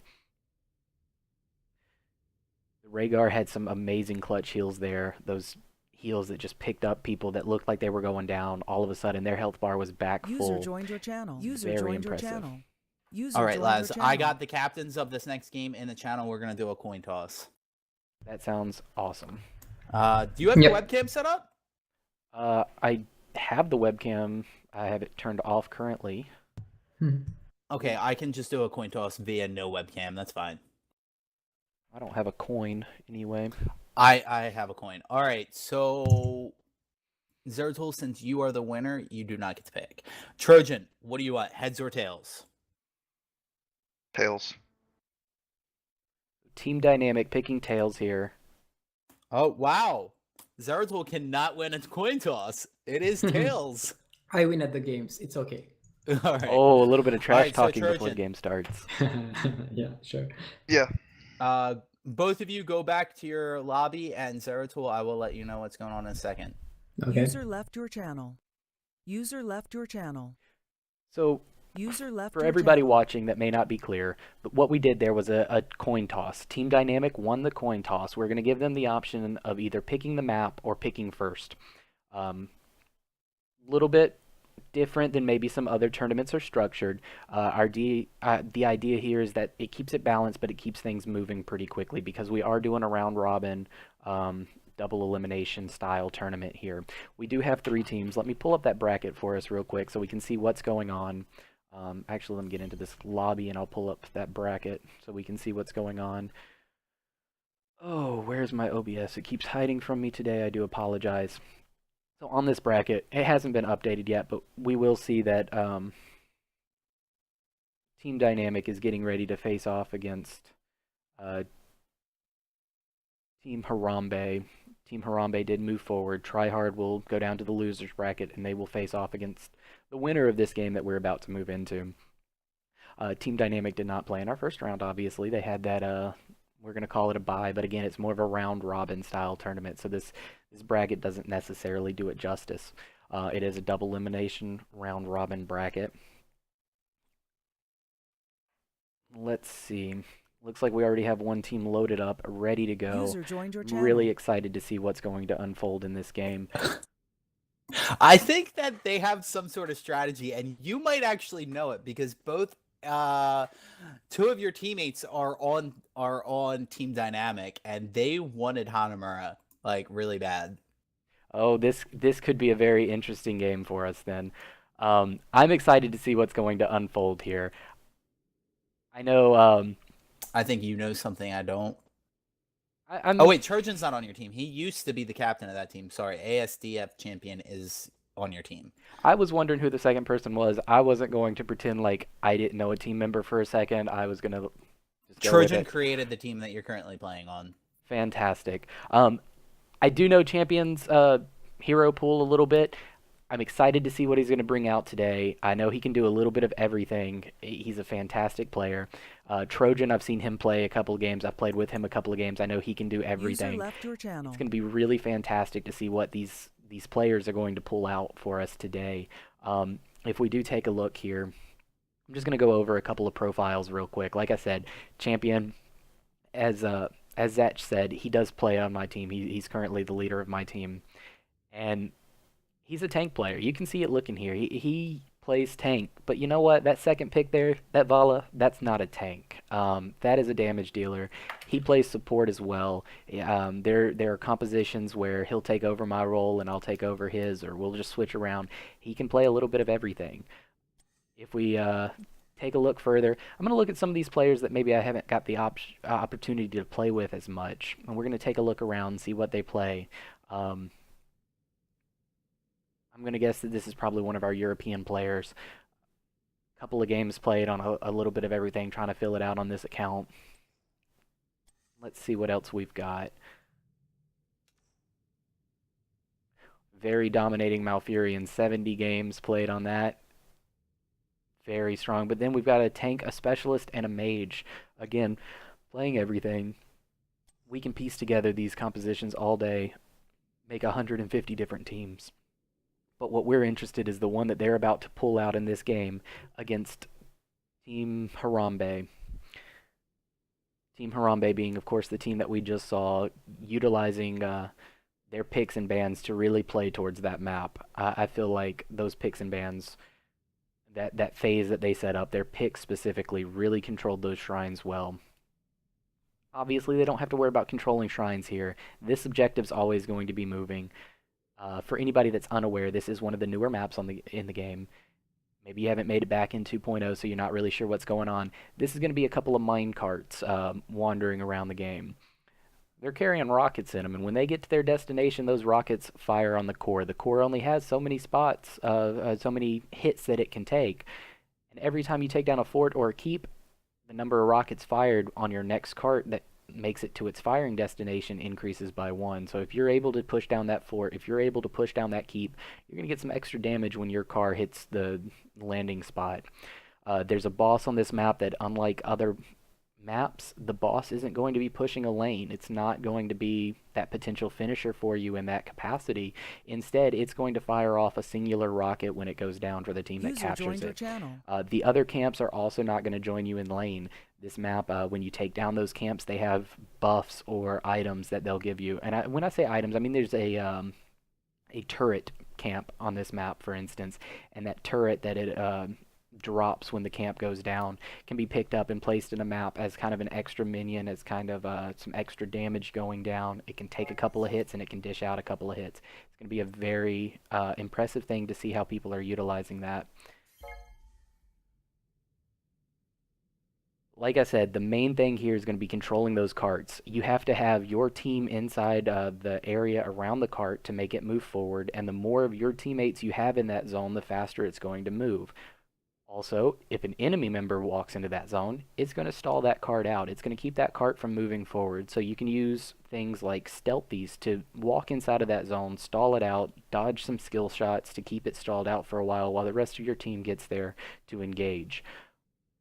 Things like, we saw the Zeratul pick on the last map. A VP is very strong here. It's going to lock down those team members, allow your team to get in place, and keep that cart from moving forward while you're waiting for your team to get there to clearing it up. This map is very unique in that you can have multiple carts out at a time. They normally spawn with 1 cart per team. However, if you keep the enemy team from getting their cart to the final destination, and your team does make it to the final destination, on the next round of carts, yours is going to come out, and they're going to have 2 carts on the field now. So now you're going to be split trying to defend 2 objective points essentially. And again, these objective points are moving. They're going to be very hard to lock down. I do feel like, this is my personal opinion here, I feel like a stealthy on this map is very strong in being able to stall out those carts. Unfortunately, I don't know how effective those stealthies are once you move past that. The stealthies in this game usually pack a lot of damage, a lot of utility. They can blow up one person. And if you're fighting and trying to keep that cart from moving forward, you're probably wanting to blow up more than just one person. Obviously, that one person does do a lot of good. But here we are. We're going to get into the champion select now. We're going to see what these teams have cooking. Team Dynamic did have a little bit of time to talk about what they might be wanting to play, what kind of strategies they might want to be pulling out. And they did get to watch that first game streamed live. So here we go, into the first ban. It looks like Team Harambe is going to have that first ban again this game. It worked out well for him in the last one. Let's see what it does for him this time. Again, they haven't seen Team Dynamic play yet. They don't know what could potentially come out of this team.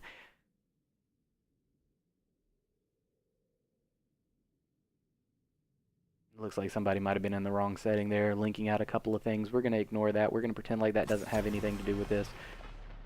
Even though one of those names did just pop up there. The Azmodan bin here. I think that's a unique ban choice. This is a 2-lane map, but Azmodan is able to put a lot of pressure on one of those maps. And like I said, if you take down that keep, if you take down that fort, you're going to get an extra rocket heading towards the keep. I feel like this is probably one of the faster maps in the game. Falstad banned out, so they don't want that global pressure. Team Harambe replies with, you know what, we do want that global pressure, and they picked up that Brightwing. Instantly out of Team Dynamic, we see a Malfurion and a Nubarak. We talked about it last time when those when those picks came up. It's strong picks. They are good against just about everything right now, and they don't give anything away. They're very flexible. They can work in double tank. They can work in double support. They work well on their own. They're just strong picks that don't give anything away. And one thing that I do like is Team Dynamic locked those picks quickly, and they locked them together. It's not going to give Team Harambe time to think about how they want to answer it. So Team Harambe is sitting here. They're watching that timer tick down, 26, 25, thinking, what are we going to pick here to be able to control our carts better than they can control their carts? That Anubarak has a lot of get in and go, start a fight potential. And that Malfurion has a lot of follow-up with those roots to say, you're not going anywhere, we're going to kill you, or we're just going to keep you out of where we need you to be. Team Harambe is going to pick up 2 strong frontline champions here. Varian's going to have the option to put out a little bit of damage, or be really tanky, or some combination of the two. It's impressive to see that champion. He's really not bad at anything except healing. Diablo, strong hero. We saw him used in the last one. That APOC is really nice. Crowd control, lightning breath if he chooses to go that way is a lot of damage, and you know where the other team's going to be on this map because those carts are not going to branch away from the path that they're set on. The one thing that does concern me with this Diablo pickup here is that there are a limited number of walls here. Those mine carts are going to be moving away from walls very often. There's not going to be a lot of slamming into wall opportunities for him, but there is going to be a lot of replacement and repositioning. Okay, I am back. Sorry about that. Welcome back. All Glad right. to see you. Where are we at? Uther's just been taken out of the mix. Team Dynamic is saying, you know what, we have our healer. We're happy with our healer. We're going to make sure you don't have an Uther to back up that Brightwing. Which I'm not sure if Uther's what you're looking for to back up Brightwing. I think that's a decent ban. They do already have double warrior though. You can go double support, double warrior, and back it up with like a super strong backline like a Vala, or we did see the Vala from Team Azul Harambe Jin on the last game, so that would not be a far out thought. What's Team Harambe looking to ban here? They see nothing. They don't see any kind of team composition forming yet. They see a solid front line and a solid support, and it doesn't give away anything. I think they might need a second healer. I think Team Harambe is looking for that second healer. I don't like solo support Brightwing personally, but I'm just a personal. Who do you think they're looking to pull out as a secondary support here? Something like a Tyrande maybe that's going to open up damage opportunities for them to kind of offset the fact that they have multiple tanks. Yeah. Actually, Tyrande did just recently get reworked, and it was a huge buff. Tyrande would be a great pick for them. The other thing is, Uther was banned. They need, if they're gonna go second support, it's got to be somebody who can add some control to the fight. Like, Lucio can't. I mean, he can knock somebody, but he doesn't have like a root or a stun. So I it personally wouldn't be Lucio in my book. It would be like a Tyrande who can stun somebody, or an Uther, but Uther is banned. Who else is on the list? Vala was picked up by Team Dynamic. You could pick up something Vala like is the a most Rhaegar. typical DPS. Rhaegar adds a little bit of with that slow. Vala is the most typical hero to be as a solo DPS because she's got good sustain and she has some burst with her Q to be able to finish a kill. To be honest, I don't know where they're going with this. They could go Falstad and get another bribe and just run Falstad's Brightwing banned. Soul He was Sport. first banned from Team Dynamic. Okay. Sorry, I'm late on this draft.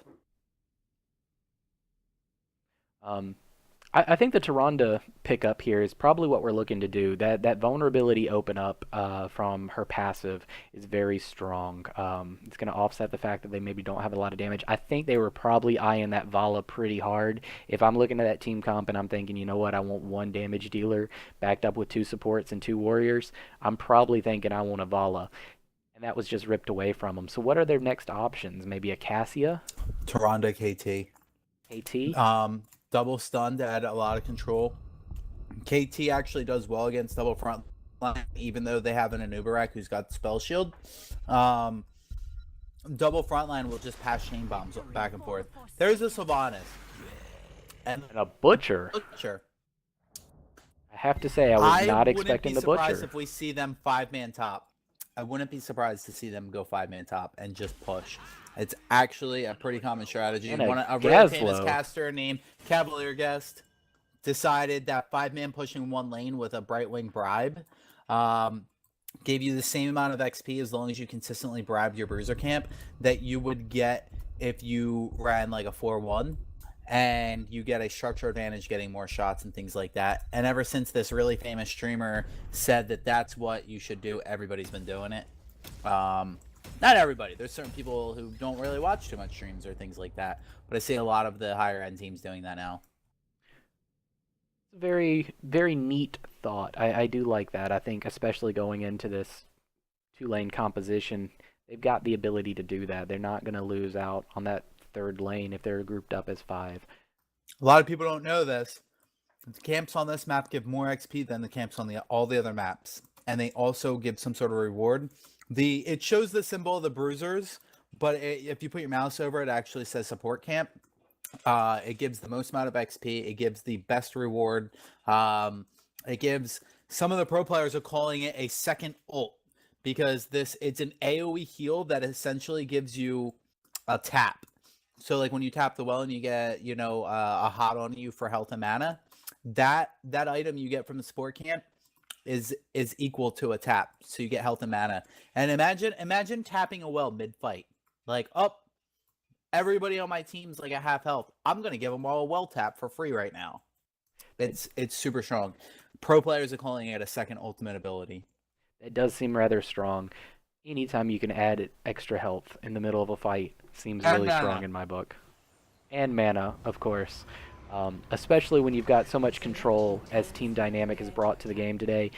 They'd be able to pop that heal, lock down the other team, and say, hey, you know what, we're just going to heal up for a second. You guys are going to be rooted. We're going to take a little bit of healing. We'll get back to you in a moment. I do want to talk about this Butcher game. I was not expecting a Butcher pick. 10 seconds. I was really surprised. He's going to have a tough time getting stacks unless they get a lot of early game kills, which Butcher does not do well getting early game kills. Generally, he gets most of his stacks from minions, all of his meat. And there it is. They are going 5 top. You called it. Here we are. We're going to see how it works out for him today. And just a Gazlo over there to meet him. This could be interesting. Looks like Team Dynamic does know something might They be suspect fishy. it. Do you have any delay set on your stream? There's a slight delay. Okay. Big engage coming from Team Dynamic. Wow. That I don't think that worked out the way that they were quite hoping for it.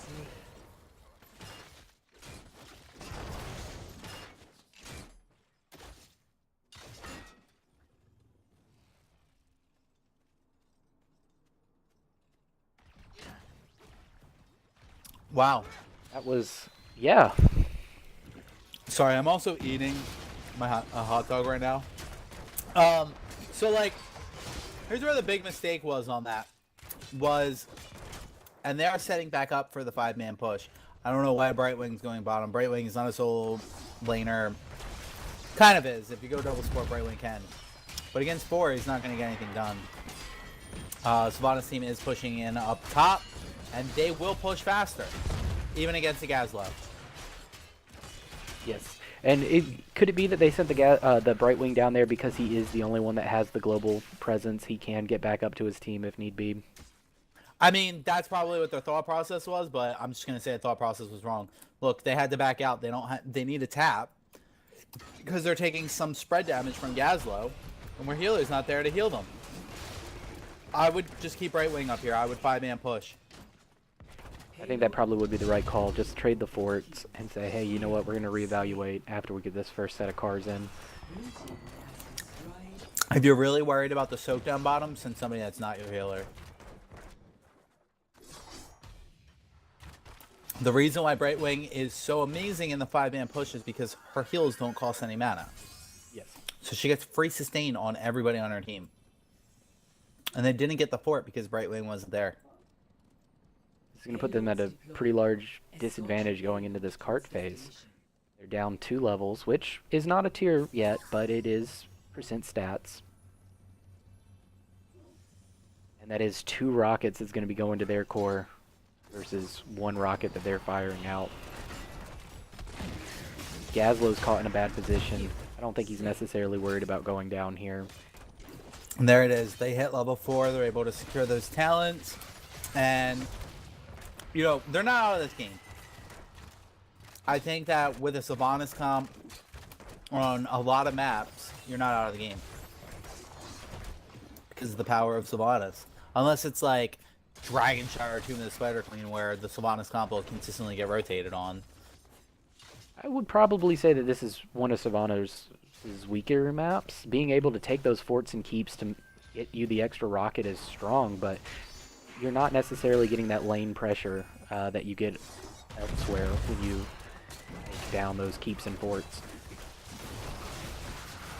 Well, when you get the keep down in this, it actually big engage onto the Anubrak. He goes down super quick. Varian also goes down for Team Harambe. But Team Harambe is still looking strong. 4 versus 3 here, able to push in with the Sylvanas. And here's the power of Sylvanas is they don't necessarily have to go anywhere. Butcher is running in. Sylvanas needs to shut down that fort instantly. And there it is. It does go down. I would have stayed there. As soon as the fort was shut down, I would have fought that. But they are not fighting it. Sylvanas is getting a lot of damage because their front line's backing out. Front line just needs to be there to let Sylvanas do what she wants to do. Butcher is all over the place. There's not much focus here, and they're suffering because of it. Looks like they are going to pick up that Arthas in reply. Butcher's probably going to go down in retaliation. Vala's low on the back line, but I don't know if that's going to go down. We have our second round of cars coming up now. So here's where the mistake is made. Is in the beginning of the game, they got greedy. They thought the other team was bottom, and they weren't. And they pushed in too far, lost the fight. Then they said, hey, our strategy's not working. Their strategy was fine. Their greed was not. And they gave up on their strategy. Can't give up your strategy mid-game. You gotta tweak it, but not completely change it. And that's what they did. They completely changed it. And now they're just trying to play the map. and not necessarily their comp.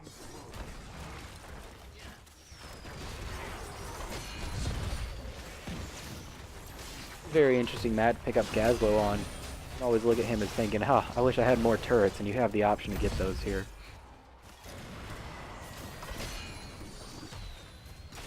Yeah, Gazlo can defend really well because he can physically stop another person's car right when they get to his turrets. Team Dynamic really wanting to keep this car from making it to its parking spot. So far, a 1 for nothing. You see that Butcher go down. He was a little deep there. Team Dynamic is low.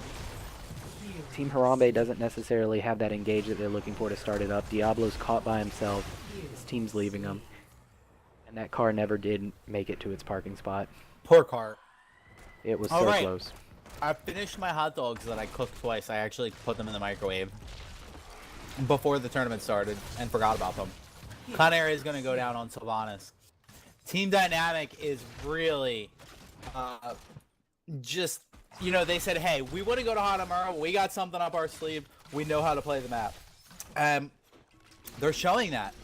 They're playing the map. Butcher's trying to get that car into its spot. Can't get it there. Arthur's coming in with Malfurion. Bala's going to make it there before Diablo, but Brightwing does global in. Butcher's going in, trying to get some self-heals, but the silence goes off, and he just goes down. So, what does Team Harambe have to do to get back into the game?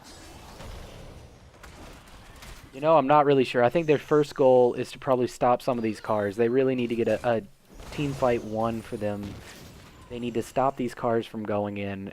They need to get back on even footing. Right now, they're down a talent tier. They're down the alt tier. They have to get some experience. They also can't keep giving up these rocket shots for free. Yeah. So, Diablo's going in. He's all by himself. He's probably going to go down. A lot of skill shots were missed, though, but it doesn't look like it's going to matter. His team is rotating in, and if they do, they will die too. So they are running away. Diablo saying, sorry, man, can't help you.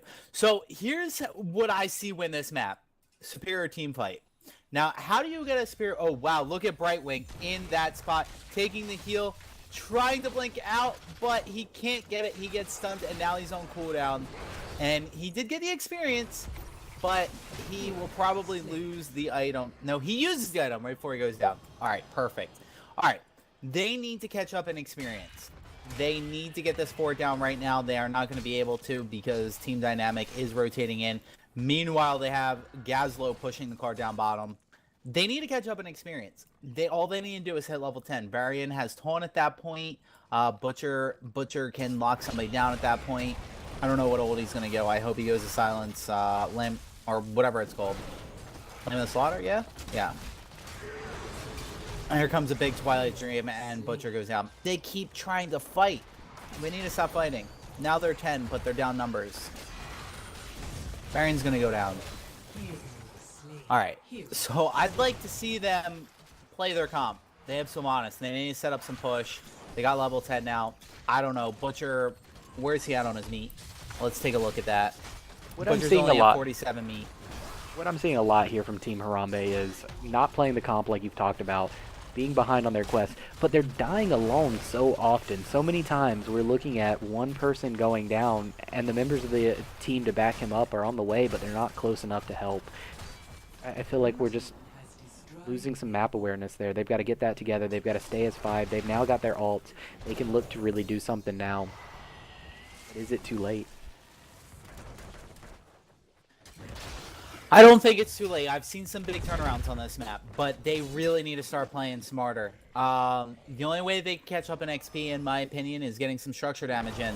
These are the two ways that you pick for this map. Either you pick a really strong 4-man with a strong solo lane and win the team fights. Butcher going in on Vala. He does land his Lamb in the Slaughter, but it just doesn't matter. He's going to go down. Lightning Breath doing so much damage in front of everybody. Only kills, though, with the Lightning Breath, exactly.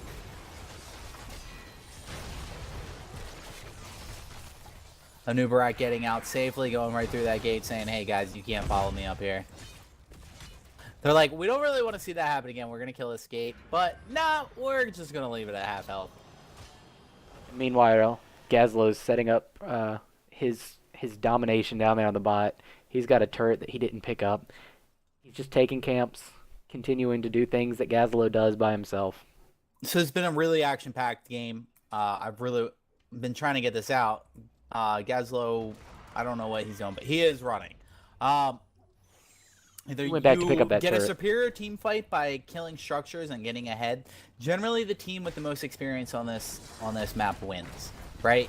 So you get ahead. Like Team Dynamic right now, they are ahead in XP. They're a talent tier ahead. They're winning team fights because they drafted a team fight.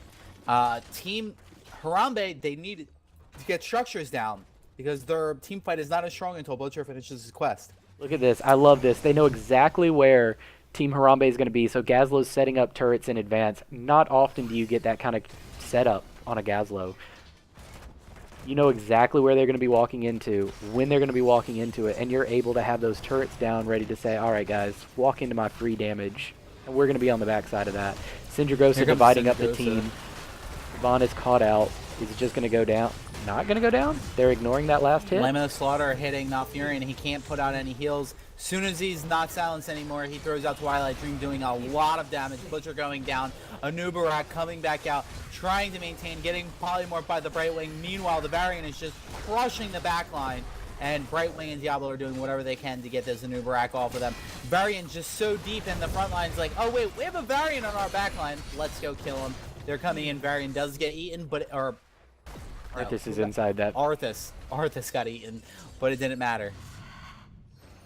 I think that may have actually saved him there. He went inside the robot with about half a hit point.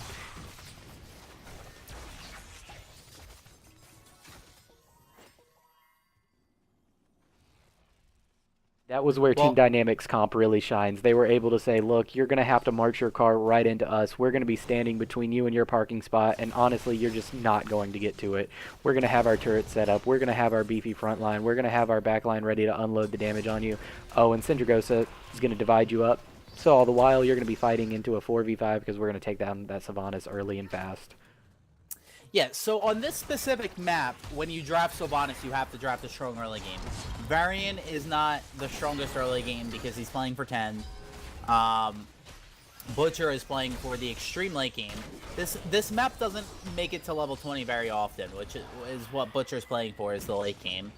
I just personally, they start off their draft so strongly, and then they finished it on the complete opposite side. Like, they started drafting one way and finished their draft the complete opposite way. I'm confused. But they are trying to push this cart. Team Dynamic really just they can let this cart go in if they want. They have such a lead right now.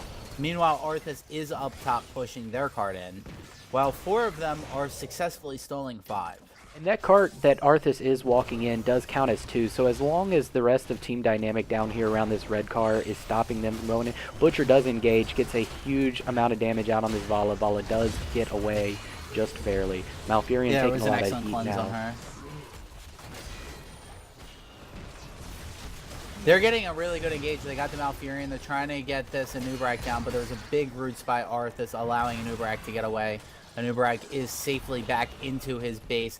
Butcher is chasing this Arthas, but his team did not get the memo, and they're just trying to get this cart in. That was worth 2 points. The score is going to go to 3-1. So a boss wins the game for Team Dynamic. They are going in on this Gazlo. There's the taunt I was talking about. Varian's playing for 10. He got his taunt. Now he can just say, hey, I'm going to taunt this guy. Butcher's going to kill him. You know, this is very impressive. They're able to take this fort here, walk in the next car that's already spawned, and then they're both on a boss or a car to win. They just have to keep Team Dynamic from walking in their car or taking the boss in the meanwhile. Very impressive play. They might have their comeback here. Yeah, they're almost 16 too, and if those minions kill that little cannon down there, they'll get 16. They are now 16. They're going to go ahead and take this boss. They're going to say, you know what? While they think we're going to take this cart, we're going to take this boss. We're going to take it off the field for them. Team Dynamic is not going to have this win. If they get it, that will essentially, in a way, theoretically tie the game. Yes, it means that the next car that lands for either team wins the game. Yeah, although the score screen says otherwise, this game is very much so tied right now. But Team Dynamic got a head start on their cart. Team Harambe realizes that. They are rushing down to meet that. They are going to try to fight this 5v5 for the win down here. They have to get a clean win, too. Sylvanas is coming in just a tad late. Big Sylvanas Syndragosa dividing hitting team. all 5 of them. Web Wrap comes out. Every ultimate ability is just being spammed right now. Butcher is trying so hard to get this Vala down. If he can get the Vala down, that's all their damage down. Vala does get a heal. She does not go down, and Butcher does go down. He peeled off of the Vala. I don't know what happened there. He had that Vala dead to rights. And here it is, Team Dynamic just cleaning up the rest of the team.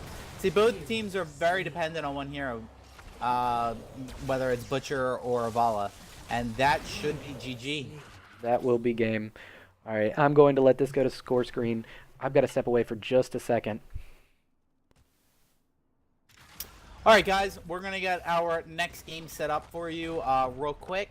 We should be back in just a minute.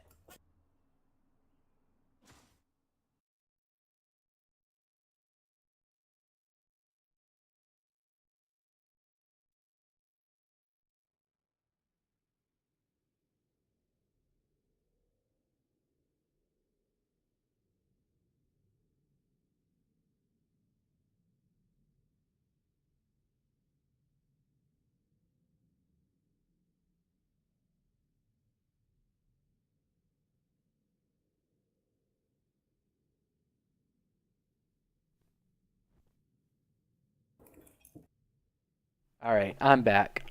User left your channel. So out of that game, we're looking at the score screen here. We see that Vala did a crazy amount of hero damage.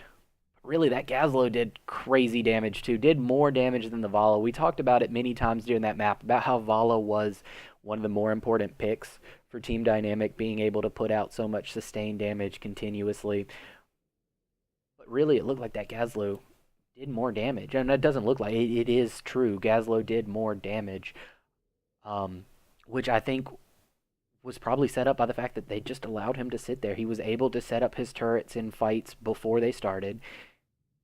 And Team Harambe had to focus down that Vala because the Vala had to die. And Vala, realistically, didn't go down in many of those fights, but was at 1 hit point, 2 hit points, and running away, kiting the whole time, not able to turn around and deal that damage. If we look on the other side, we talked about how much damage that Butcher has to put out, and while his numbers don't necessarily reflect the threat that he was on the field, he was a lot of burst damage. That 19K came out very quickly, very focused on one target. He could not be left alive either. But here we are. We're going to go into the next game. This one should be Team Dynamic versus Team Tryhard. Team Tryhard is the one that did go down in the first round. That's right, Rip Harambe. They will be back, though, because this is a double elimination tournament. So we will have Team Dynamic versus Team Tryhard going into this next game. Team Dynamic came prepared for that one. They knew what they wanted to play. They knew what map they wanted to play on. And honestly, I think Harambe just let them have their game and play it the way they wanted to play it. That was a very impressive level 1 from Team Dynamic. They did get that 4-man kill right off the bat. Really stopped Harambe from doing what they wanted to do in that 5-man push.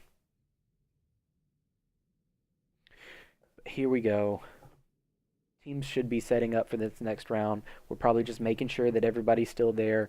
Team Tryhard, of course, did have that last match free, so that I'm sure they were watching, learning what Team Dynamic's good at, how they play, so that they can plan what maps and what champions they might want to see going into this next round. But they also may have stepped away for a second, so we're just making sure everybody is still there. So while we're checking on that, we're gonna get some something going here. Let's get some music opened up.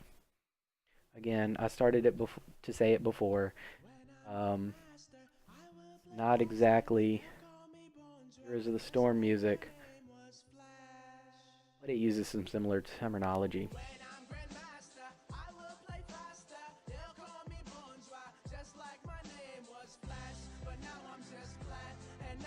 just plat, and now I'm just plat.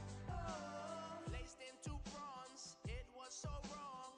No games I won, so I made songs, but I stayed calm, and before long, I will be strong, just like J-Dong. Now I'm in platinum, and I go at them, hoping for that one promotion. Learn from these streams, watch Cam TV, not that MC. I wish I was Korean. So we're laddering just to compete, and it's saddening when we GG. So we patiently play and tune in today. We'll make it somewhere, but for now we say, when I'm Grandmaster, I will play faster. They'll call me Bonjour, just like my name was Flash. But now I'm just plat, and now I'm just plat, and now I'm just plat. Oh, so many doors right at my door. Pulled SCVs, it's a repair galore. I heard them say, toss is the way, toss is the answer. That's what they say. Look at these cheaters, combat and Deezer. I'd rather six pool like Action Jesus. They should User joined your channel. All right, Sky Temple is where we're going. just if someone would coach us.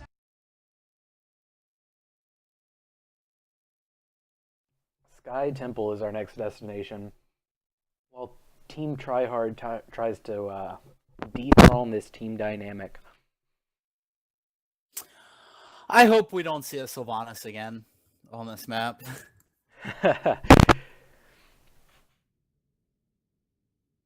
This map, you don't need a push at all. You can win solely off of objective.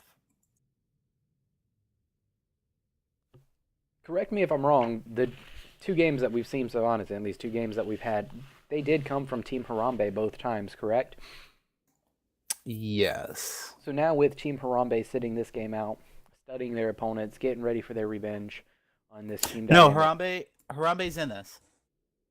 They lost. This is the losers game. This is the losers bracket. I did not realize this. This is going to be Harambe versus Tryhard again. I'm keeping the brackets up to date, so you can look at that. Technically, all right. So we're in a situation now where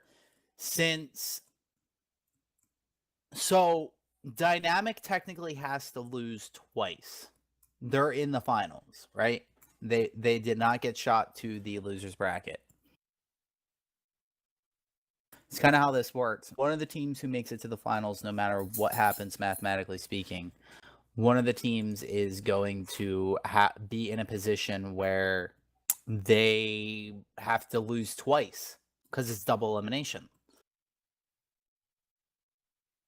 Yes. So what we're saying here is that the winner of this game, whether it's Team Harambe or Team Tryhard, they're going to come out of this. They're going to be ready to fight Team Dynamic. They're going to ride the momentum. They're going to dethrone this Team Dynamic. And then Team Dynamic's going to go, all right, we're going to play again. Let's do this again. So they have that little bit of a cushion that they can fall back on.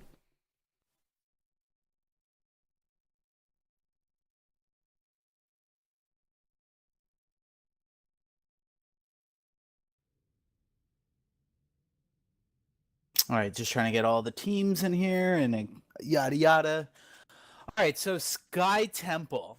I actually did kind of hear the strategy of the team who picked the map, and it should be interesting to see. I don't want to give anything away, so I might not talk during draft too much, because they said that, you know, and with the strategy that they're going, they can move away from it. They can move away from it. Very good. Right. Then I'll handle the draft. I'll let you sit back. Well, you can talk about general facts of the champion, and I'll cover what I think is going to happen. Team 2 is first pick. Yeah? Yeah. Zeratul won the coin toss. Okay.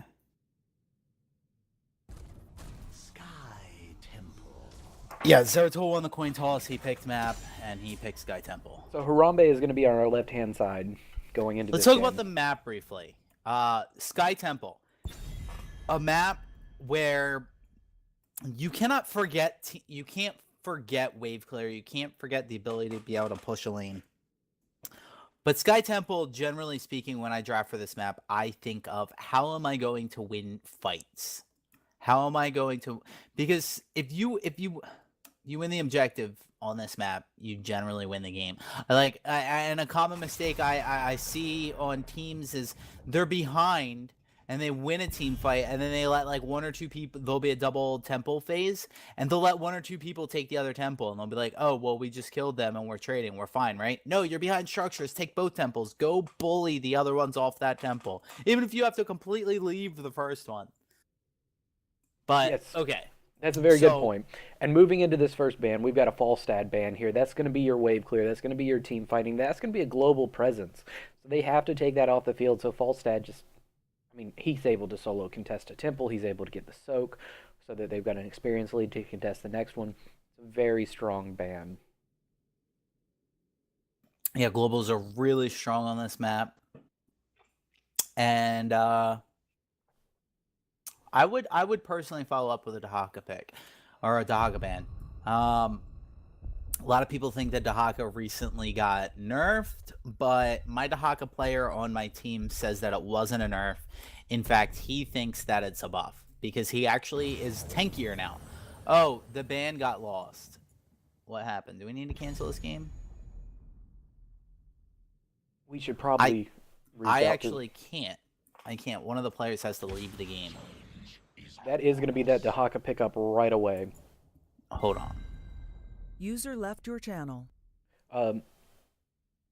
While we're figuring out what's going on, if there was an issue with the banning process there, we'll just continue as is until we hear otherwise. That Dahaka User pickup joined your is channel. gonna They be said it was fine. Okay. One of them very jokingly said it was BM, but I think it was more of a mistake. But whatever. That's right. Whatever. We're moving into this game. We've got a Dahaka. That's going to be that global presence that we're talking about. That's going to be that armor shred most likely that he's going to pick up later, which is going to open up a lot of damage opportunities for his team. Wave clear like crazy coming off of that AoE. I'm liking the Dahaka pick. Dahaka has the ability to sustain a lot longer in his current state than he used to have. I was playing some games on him today. He feels really good right now. Yeah, he's a little tankier now than he once was, but he does a little less damage. Is basically what I'm getting from my Dahaka player on one of my teams. You know, I'm really liking this team composition coming out of him. Because Dahaka to me, he feels good right now, but he doesn't feel super tanky. So you've got the Anubarak picking it up, and that Anubarak, while you're staring at a Li Ming, going, yeah, Li Ming's got a little bit of magic damage, I hear. What counters magic damage? Anubarak. They go ahead and slam that, and that Greymane that we talked about a little bit in the pick and ban phase of the last game, because he did get banned away. Greymane is a bursty hero. So if you're looking to take out key members of a team, because you know this is going to be about team fighting, Greymane is the pickup that you want to look at. On the other side, though, that Li Ming is going to put out some crazy damage. She's going to put out some controlling damage, like some spread damage. That's going to push people away from these objectives that they're going to be fighting over.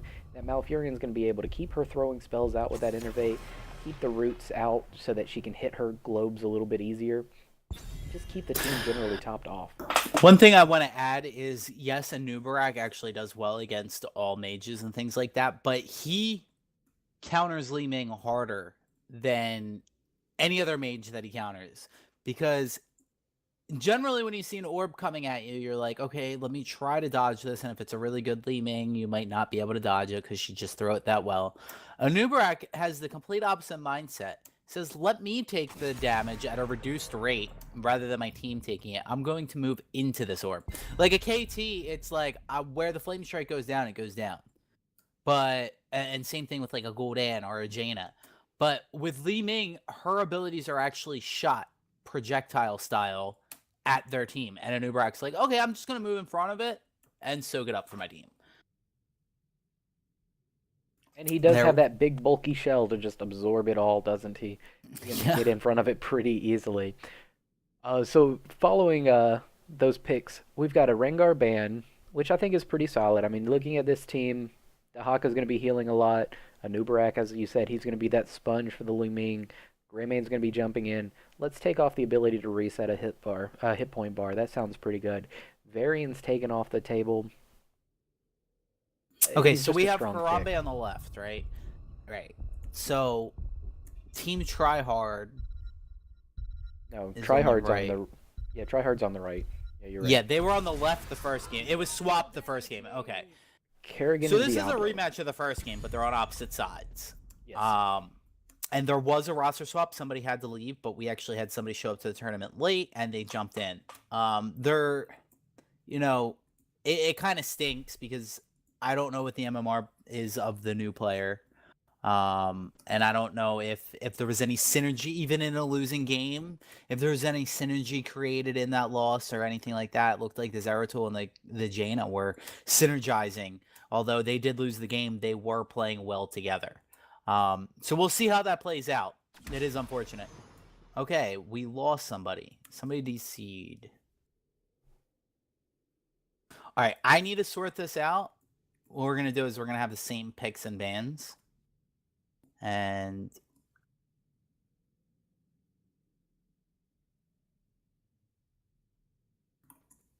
hold on. User left your channel.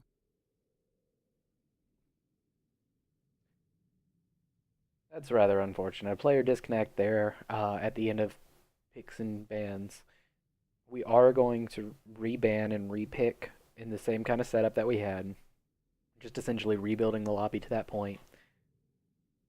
And hopefully a disconnect not happening again. Let's take a look at some of the things that we were looking at. Moving into that game, we had Ickman, I believe, was on that Malfurion.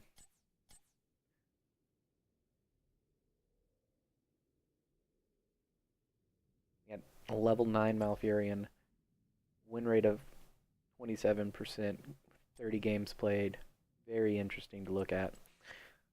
Conair was on that Li Ming.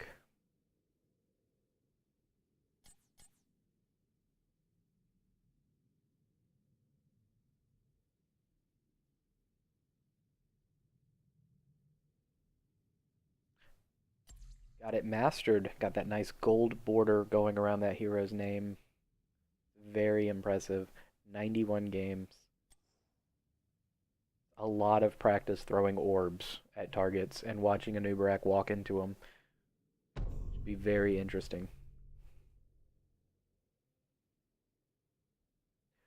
So we haven't said it in a while, so I'll go ahead and say it again. This is the Marauder Clan User tournament. joined your channel. This is an opportunity where within the clan we've posted up, we'd been talking about the tournament for a while, and players that were interested, all they had to do was say, yes, I'll play, and logged on today in TeamSpeak, and we pulled out their MMR from HOTS logs.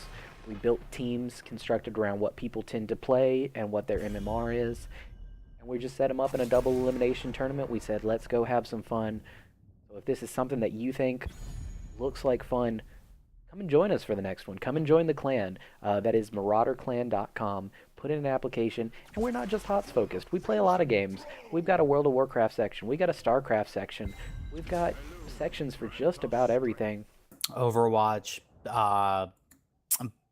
Players Unknown Battleground, every Blizzard game we have a section for. And you know then what? If there's something a that you lot. want to play and it's not here, come on over. You'll find players that are willing to play it, I guarantee you. Like, I know for me, I've gotten to Gwent recently. I plan on talking to the clan about that and having at least a forum opened up so we can talk about some gameplay there. But for now, we're back into this picks and bans. This is the losers bracket. This is Team Harambe versus Team Tryhard. A replay of the first map. We're just repicking what was picked before the DCs. And we're going to watch a fantastic game here on Sky Temple. Yeah, so basically what's happening is everyone is just picking the heroes that they had already locked in when the draft failed. And I think right now is where we had left off with that Diablo Kerrigan pick. Yes, so we're about to move into Team Tryhard picking their last two picks. This is going to sum up what they're going with in the comp. They don't have a support yet. I'm interested to see what they do pick up. You know, we've got a lot of options open. Personally, I'm a little biased. I feel like a Paladin showing up would be quite entertaining. I do love the Paladin Greymane synergies. I don't know. Well, Dahaka's got a lot of self-heal. See, he struggles healing tanks. So generally if you run Uther, you don't run a double warrior. Like, I mean, in his current state, you could if you get preemptive armor on people, but generally it's not quite as popular. There it is, though. Maybe a Tyrande? No, KT. I don't think they need the double support with it. It's my opinion. Well, I think neither of Uther's those going to tanks do a have the great highest job health here. pool in the game. It's not like he's trying to heal a Murden, and even Murden's got a straight. Okay, let me rephrase that. It's not like he's trying to heal a Johanna or a Diablo. That's Diablo. right. Diablo is on the other team. And speaking of the other team, they're on their last pick right now. This is going to really sure up what they're looking to do. And I'm a little lost at what it is. I mean, they could really pick anything here. They could pick up another warrior. They could pick up another support. They could pick up a Nazebo and scale into late game beautifully with spiders jumping everywhere. I have to say I like it.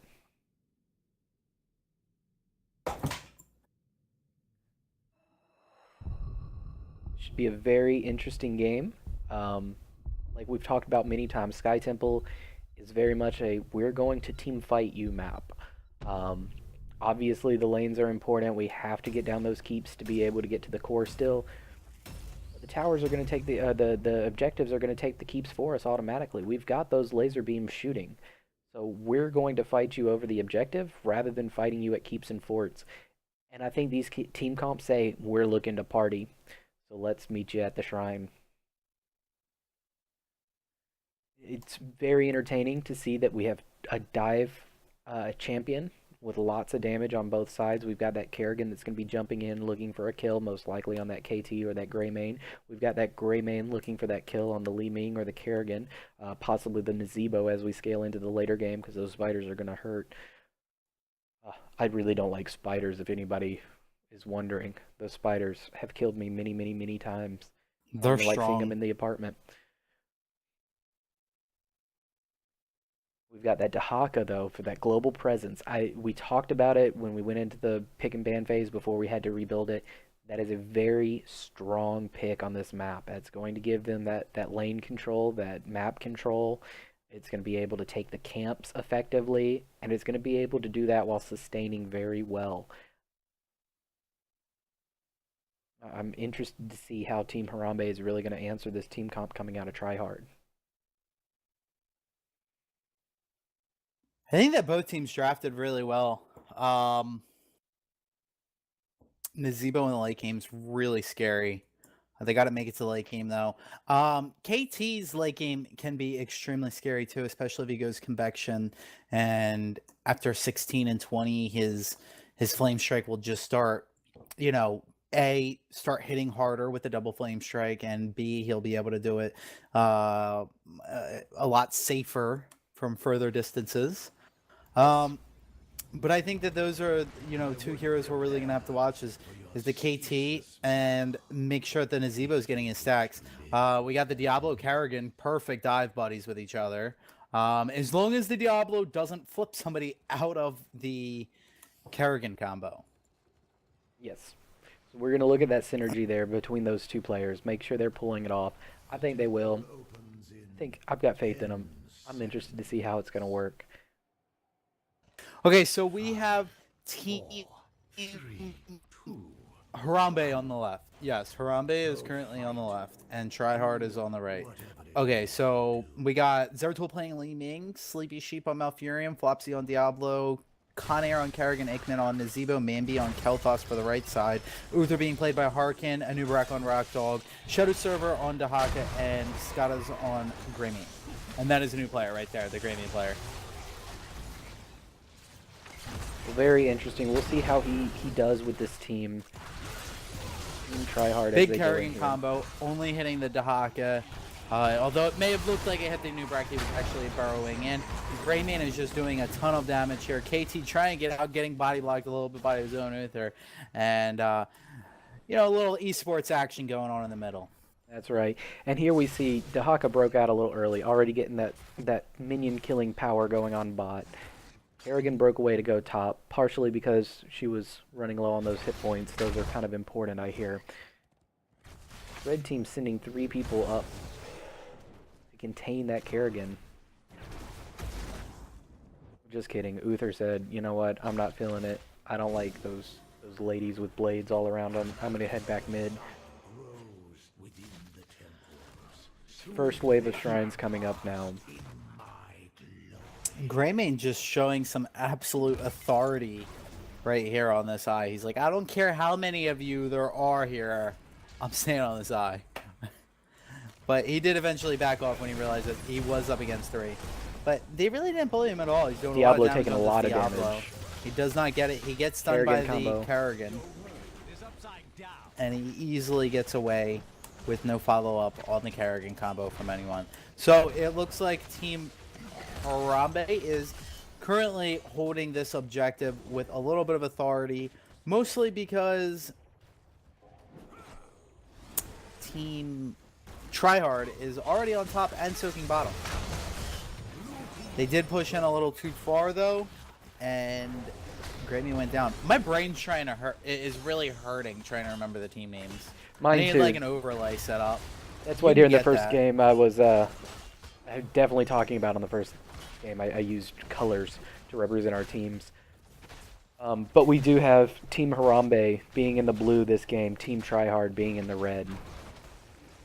Team Tryhard is controlling that top shrine through the full of it. They are going to get down those walls, half of the keep.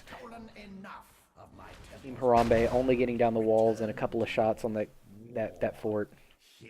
And meanwhile, our 2 bot laners were just hanging out down here, soaking the experience, keeping both teams in the game. Malfurion just going down mostly to give Nazeebo a heal, allowing him to sustain a little longer. KT and Ming, double mage combo going on in the middle. Ming does miss her orbs. It hits the minions. KT chunking her pretty hard.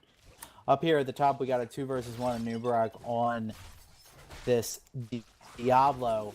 Greymane suspects something. He saw that they can come in and take that eye. Yeah, And Greymane he knows does like she's the lurking eye. in those bushes. We got 2 And here more comes the coming combo. up. Will land. Nubarak is there to peel it. Those roots did not come down fast enough just because he wasn't quite there yet. And everyone will make it out alive just fine. I do really enjoy the look of that rotation by both teams there. Kerrigan combo missing everyone, but it doesn't matter. Nubarak does not have enough mana to burrow out. Will it regen fast enough for him to get out? He's almost there, and he doesn't get it. Big And combo going in onto Uther.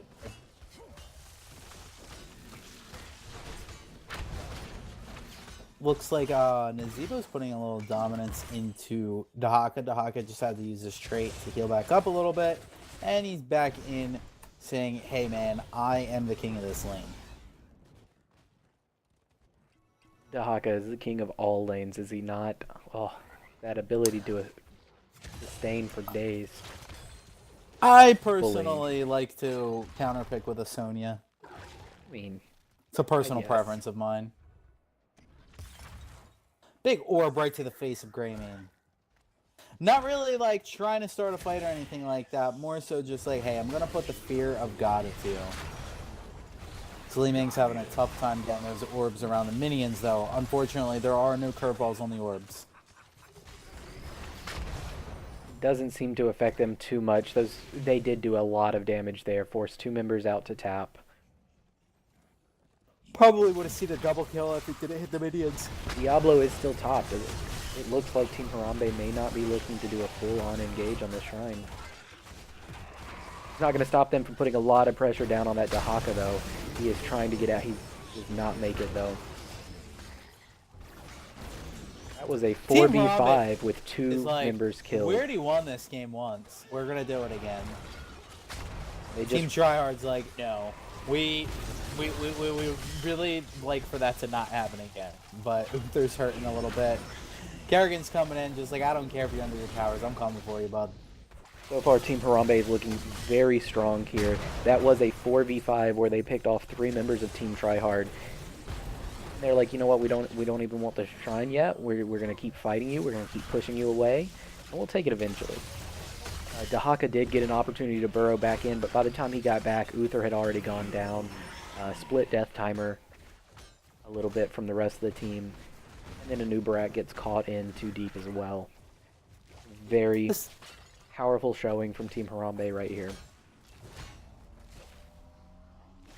Meanwhile, Team Diablo was just pushing the top for Team Harambe, was able to get a lot of damage down on those walls, take down the walls, soak that experience, and get his team level 10.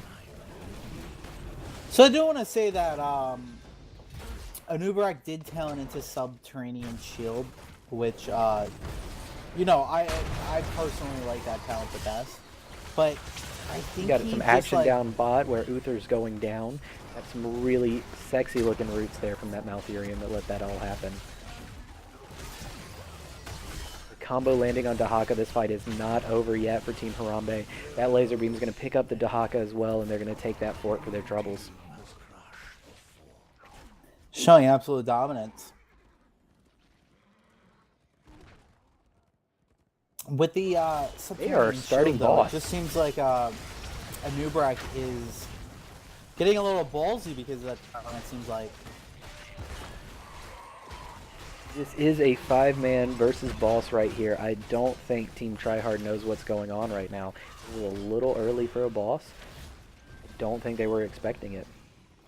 They went into that with the advantage of Tryhard not having 10 yet.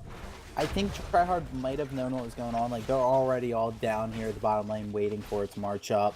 I think they knew what was going on, and they just, like, figured there's nothing we can do about it. They didn't have 10.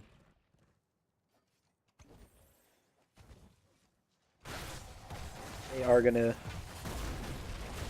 all stand down there, try to take care of that boss very quickly. Meanwhile, Team Harambe is putting the pressure elsewhere. They're going to take that fort mid. They've got Kerrigan pushing top.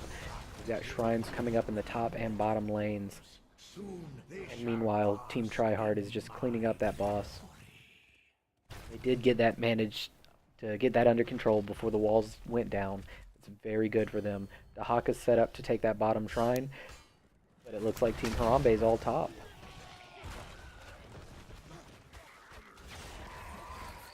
So, we're put in a position here where Team Harambe is perfectly fine with trading.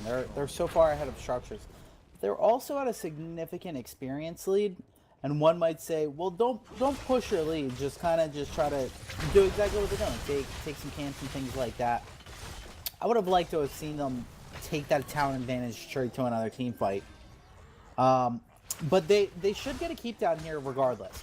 Top tempo with a top push is definitely going to take down a top keep. Red team, I'm just going to go red from now on because my brain hurts. That sounds fantastic. Red team was like, we need to get some structure damage, so they were pushing as hard as they can. I think that's one of the best ways to get back into a game is some structure damage. They're going to lose a keep probably for it. They do lose a keep. So as much as I agree with taking the structure damage, I don't think it was the right time to do it. I tend to agree. As we talked about in a game previous this, once that keep goes down and those catapults are in that lane is constantly going to be pushing for the blue team now. That's going to be that extra minion there, that extra damage coming through, and it's going to be something that red team is going to constantly have to answer, or they're just going to take free core damage. Red team is Which, as looking we to saw in the engage. first game, can be hard to manage. Greymane does go down. That engage did not quite work out well for him. KT is still top. That's a lot of damage. Can be 2 more going down for him. Haka is running to take the eye. That is a good trade, though. 3 people for an eye. I mean, that hurts, man. They used 2 ults and still didn't get out. I like They're this play marching here, right though. up for bottom key. And I'm curious why Dahaka and KT weren't there. I think there might be some miscommunication going on here. And I like this call to take the bottom keep out of the 2 remaining keeps. This does open up that lane, so when that boss comes back up, they now have that pressure of boss going straight to core. If they're able to take this down, which it looks like they will be able to. Red team does look for the engage off the backside of this. That APOC from Diablo is going to say, you know what, we're gonna walk on out of here. they are in a tough spot. 2 keeps down, 10 or 11 minutes into the game.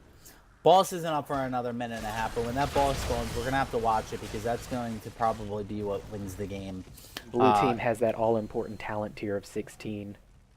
Exactly. Going into a single shrine, so we know this has a lot of potential to be a crazy team fight. There's no reason for blue team to not show up at that shrine, and red team kinda doesn't want to give it away. I mean, they got two possible plays here, and neither play is really an easy play. One of them is to take bottom keep, and the other one is to try to contest an entire 3 levels and talent tier down. And not only just a talent tier, that's talent tier 16. That is the biggest outside of heroics to try to overcome. That is a lot of damage, and that's where builds really come to fruition. They are going to choose to try to fight this shrine. Dahaka lost half of his health from one globe. They really can't even engage here. Those roots are going to pick people off, get them nice engaged. Oh, a Big lot of curse damage ball coming out. Big curse ball hitting the Karrigan, allowing his team to follow up and secure that kill. But Laser Beam does not get Uther. That was so close to picking up that Uther. Oh, and then the orb afterwards might have been even closer. The Cocoon's just going to say, hey, we want to get out of here. We're going home. Oh, and their core is getting pushed too by a siege camp and now 2 catapults. Which the core can't reach any of them to shoot them.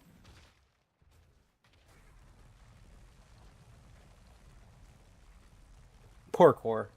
Overall, I have to say, given the experience difference, red team did a pretty good job there. They managed to get in, get a kill, and only lose 1 person in the process. And being down in experience, the advantage does go to the person that's lower level. The Zebo is a little deep right now. Greymaine's going to say, hey, you know what, we're going to punish you for that. I'm going to jump in on you. I'm going to do Greymane things to your face. Zebo's just going to walk out. There's Xenubrak. Hey guys, I'm here to eat this orb for you. Exactly what his job is. Diablo's saying, hey, this boss goes to that core thingy. That might be important. Let's start it up. He just baited them in really hard. He did not land his ult though. Li Ming took a lot of poke there. She's at half health. This is an excellent play.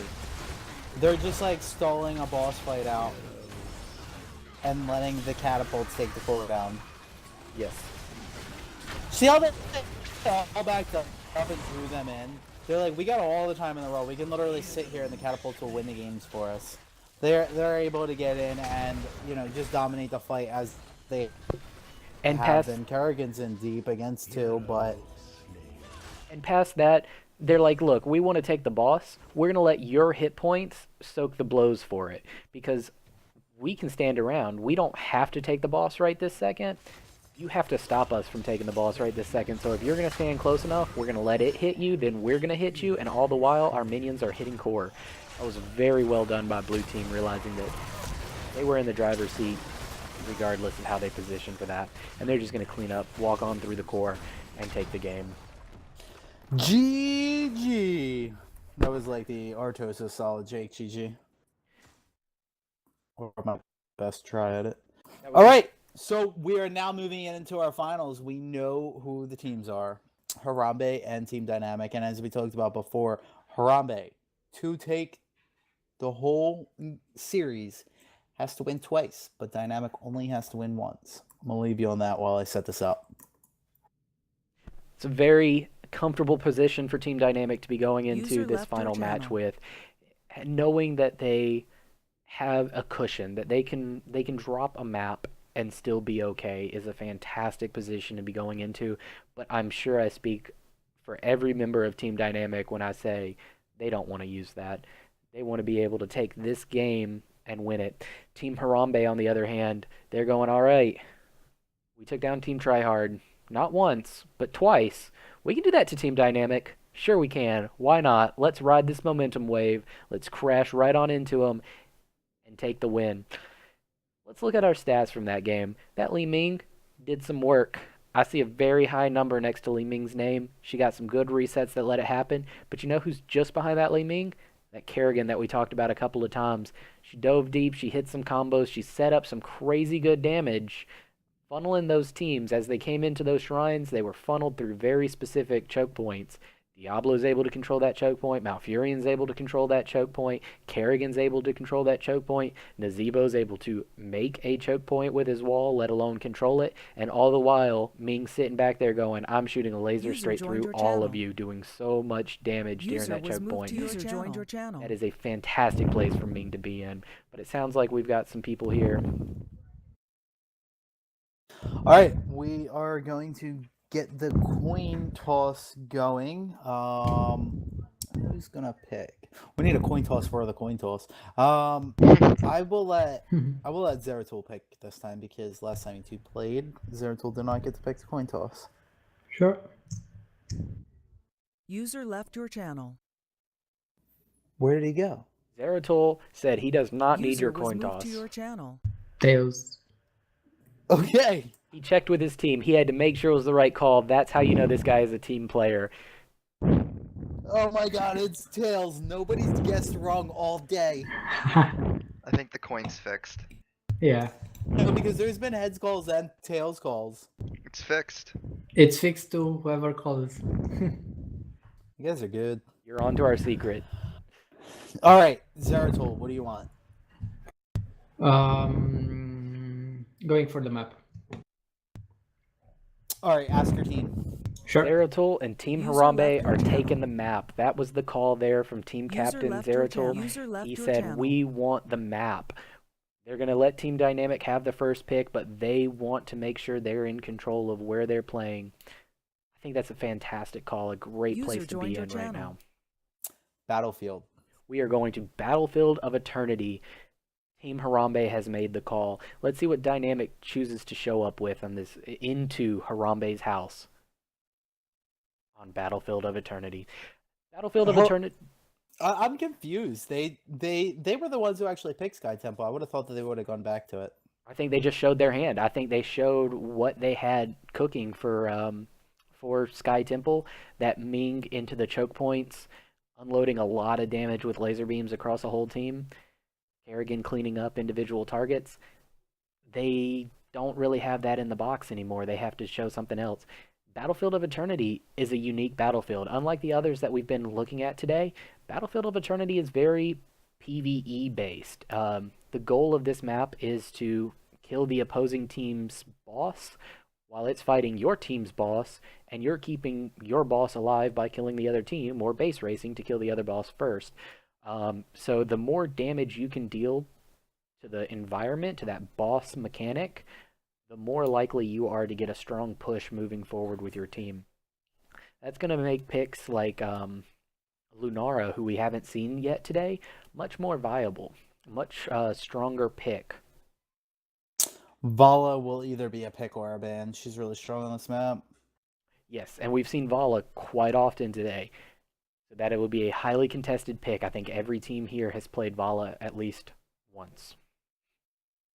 Probably not twice because we've only seen Dynamic once. But I still think that Vala is a strong pick here. Looks like we have everybody ready. Looks like we have everybody prepared, I hope. We're going to move right on into this Battlefield of Eternity. What a great setting to see if Team Harambe can dethrone Team Dynamic and take it into the second game. Here we go! Dynamic does have first pick on this map. They're going to have the first opportunity to say, you know what, we don't want to see X, Y, or Z, and we want A, B, or C. See what that's going to leave us with. Moving into this first ban, very important ban. How do you think they're going to go about it? I know you already mentioned that Vala. What other things? Oh, Anubarak, we've seen a lot of him today.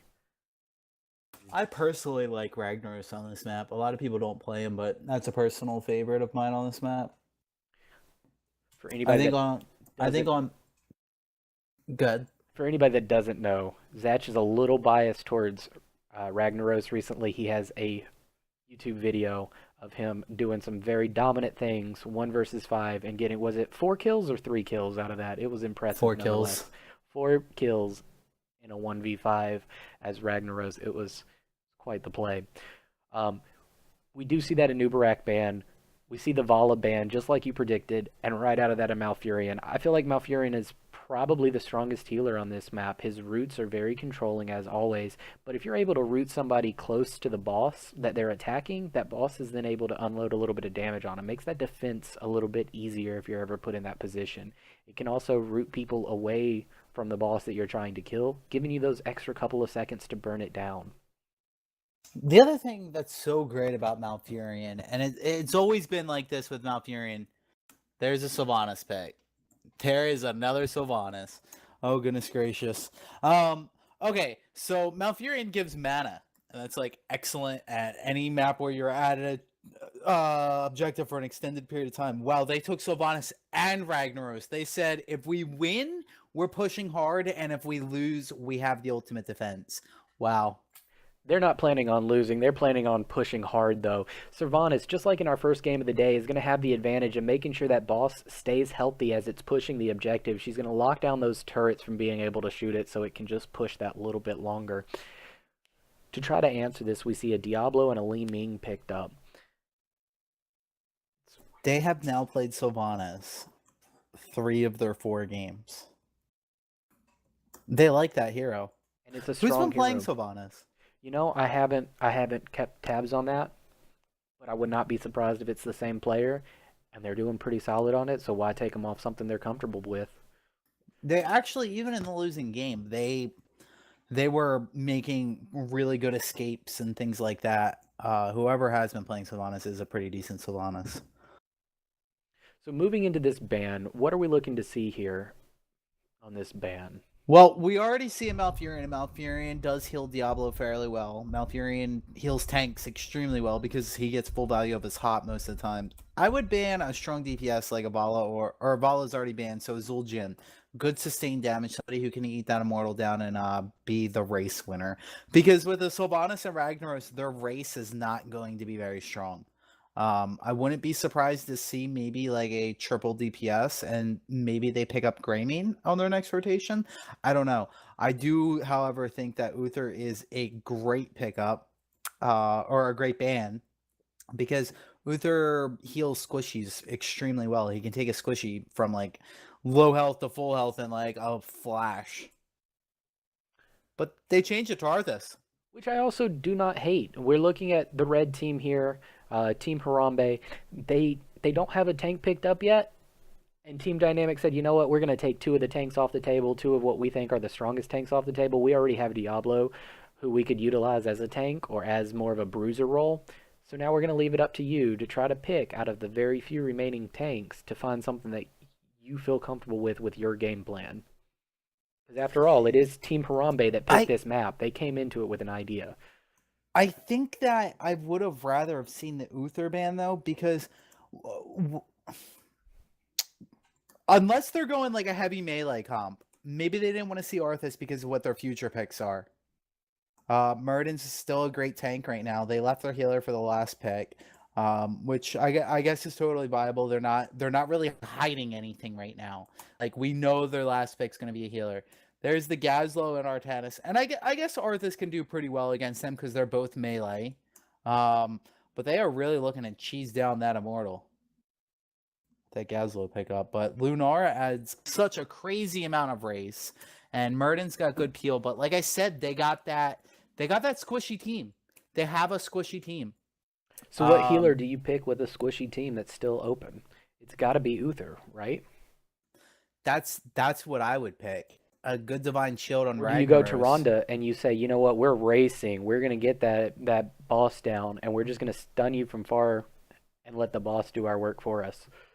I think if they go to Ronda, they won't have a chance to race. They'll just die. I think Uther, like, who's their... You know, Ragnaros, as much as he is pretty squishy, he's got a decent amount of self-heals. He gets a good Divine Shield. Or Rhaegar. Rhaegar can, you know, he takes somebody from nothing to full right away, as you had mentioned earlier. This is true. He also adds a little bit of extra race damage. That Lightning Shield is not to be dismissed when it comes to dealing damage. You know, that's a very good point, especially if he takes a level 1 talent. I believe it's called Lightning Bond, where he gets an untalented shield on himself whenever he shields somebody else. Yes. That is exactly its name. That is exactly what it does. It does great damage, and his ability to jump in from that Ghost Wolf, which does extra damage on the attack that he lands, and then follow up with that shield on somebody else, plus the shield on himself, is going to help eat through that Immortal a little bit quicker. Yeah, and I wouldn't be surprised if Rhaegar gets a lot of kills. He is their finisher, honestly. Like, who finishes kills on that team other than Rhaegar? That would be Rhaegar, and then Rhaegar in Ghost Wolf is the team finisher. Yeah, like I mean, like Ragnaros can just like if he lands a big stun, he can burst them down before they run away. But like if anybody starts running away, Ragnaros's like, nope, I can catch you and kill you. Do you think they took Diablo away from them because while we were setting up teams, Floppy did mention that Diablo was one of the few champions that he could play. Do you think that Diablo was kind of an underhanded, we're going to get an extra ban by taking your champion? Now I do, as you mentioned earlier, I play on a team with Champion, so he is a decent Diablo player. Does Floppy also play on that team? Floppy does not. Okay, I was wondering if that was like a really hardcore target pick. Floppy is one of our new players. I think he came over. I think if I have the right player right, I think Floppy came over from Smite, trying his hand at a different MOBA. He's loving the game. He's loving the community. He just doesn't have as much experience as some of our other players. Which is where events like this are fantastic. He gets to play alongside of some maybe more veteran players, listen to some team calls, have a great time, learn some champions, see what people are playing and how they're playing it, and take it back into his games and going, you know what, I'm going to be a better player for it.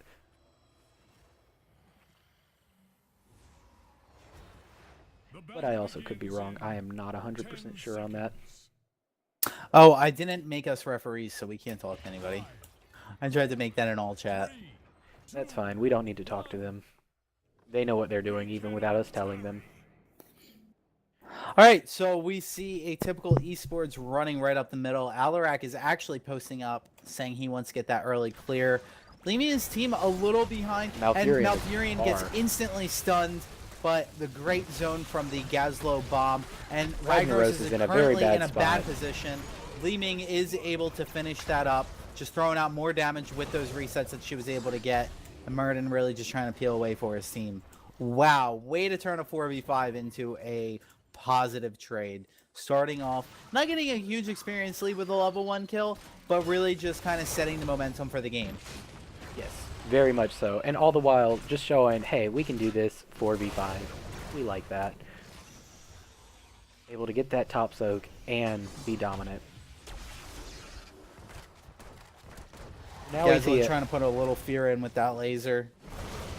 We see a 3 versus 2 split. This Alarak up top taking a little bit of harass from his 2 laning adversaries. Normal split on this map, I believe, is that oh, wow. Look at that, turning that 2 versus 1 into a fight. He is going to give himself up, but getting a kill in a 2 versus 1 is always a good thing. Now his team is losing soak for that, but wow, that was a great kill. If only he had just gotten away. Zeratul jumped in, took the cannon shots, and was able to clean it up. I do have to say, I like 2 people in the top lane with Ragnaros. It gives a Ragnaros his weakest part of the game is when he's trying to get his stacks early game. I wouldn't be surprised if Ragnaros stays in lane. I typically ignore the first objective when I'm Ragnaros. I really like the way they set that up as well. They were able to share those 2 people top to cover for that Ragnaros early game weakness like you were talking about by having that Sylvanas in the bot lane. That push was never able to actually make it to the towers because Sylvanas said, I'm just going to stun these minions back here and you're not going to take these tower shots. Alarak is going to give his life to try to defend this blue golem a little bit. That's alright. We have a big split here.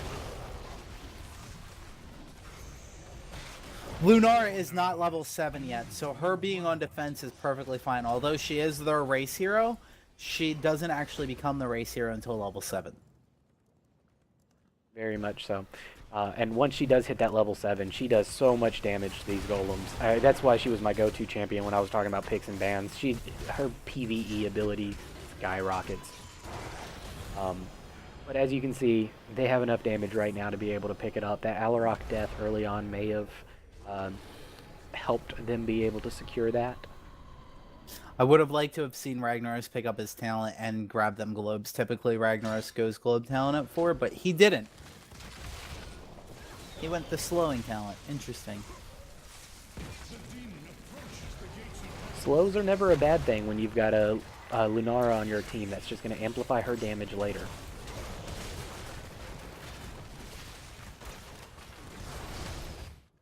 Did get chased out of that top lane a little bit by the Alarak. Both teams sending one person up top to get that soak. Having a tough time defending this. Diablo goes down to the Muradin leap. Sylvanas was not keeping the fort lockdown for the duration of that fight. I would have liked Look to at have that seen lock. Rhaegar. What did we talk about? How Rhaegar was going to finish those kills. He ran past the fort, got the kill, and then runs out.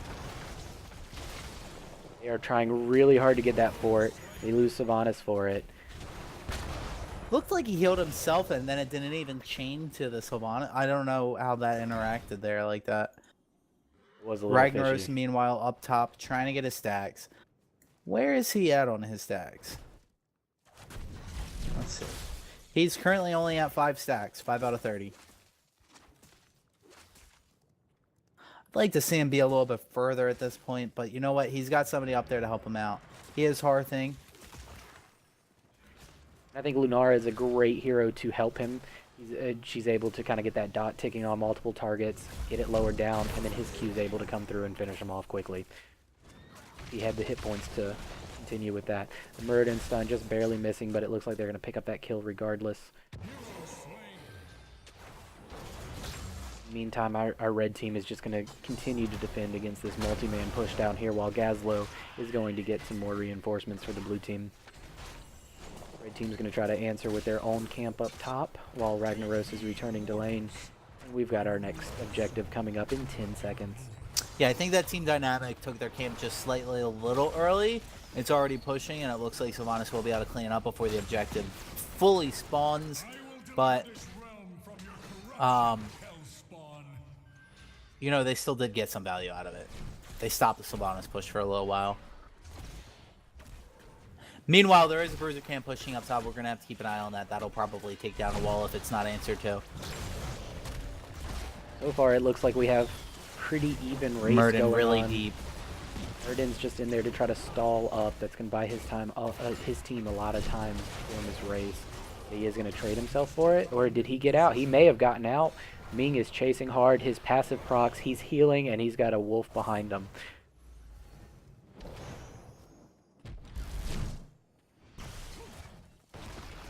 Both teams are kind of set up for defense a little bit here. Gazlo's caught out, taking a lot of damage.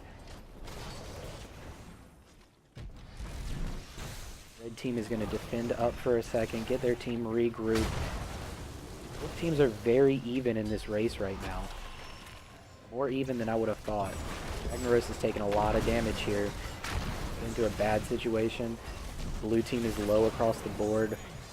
Muradin goes down. All those low health bars on blue don't mean a thing if they're not finished off.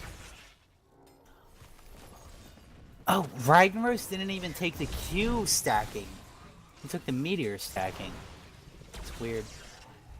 Okay. Lunar putting a ton of damage into Alarak, but she herself is low. Rhaegar is down here trying to clear this up himself. He also didn't take Lightning Bond. That camp that you talked about keeping an eye on in the top lane, though, did get a fort. So even though red team lost the objective, it wasn't a total loss. They got a lot of fort experience out of that, and one less objective in the way for when they do win the next one. It'll be going for keep, because that bottom lane fort has about half a stiff breeze worth of health on it. Yeah, and Ragnar is going to be an easy defense. Move behind the fort before you trait. Don't do it from the front. No, don't do it from the front. Well, if they do push in, they're going to have a tough time pushing in on a Ragnaros. If they do, Ragnaros will be in a weird spot when he comes out. Coming out right in front. Easy pick right here. Take it. And he is that easy pick that you were talking about. Oh, he needed to do it from the back. He came out right in the front. You heard it from Zatch. Whenever you have the opportunity, you do it from the back. Yeah, typically speaking. Lunara got pulled in there a little bit. That is going to be her demise. She does not really have much of an escape, and she is rather squishy. And that really could have been an excellent defense, but the Ragnaros just as simply, he tried to hit it from the front. You just can't hit it from the front and do it safely.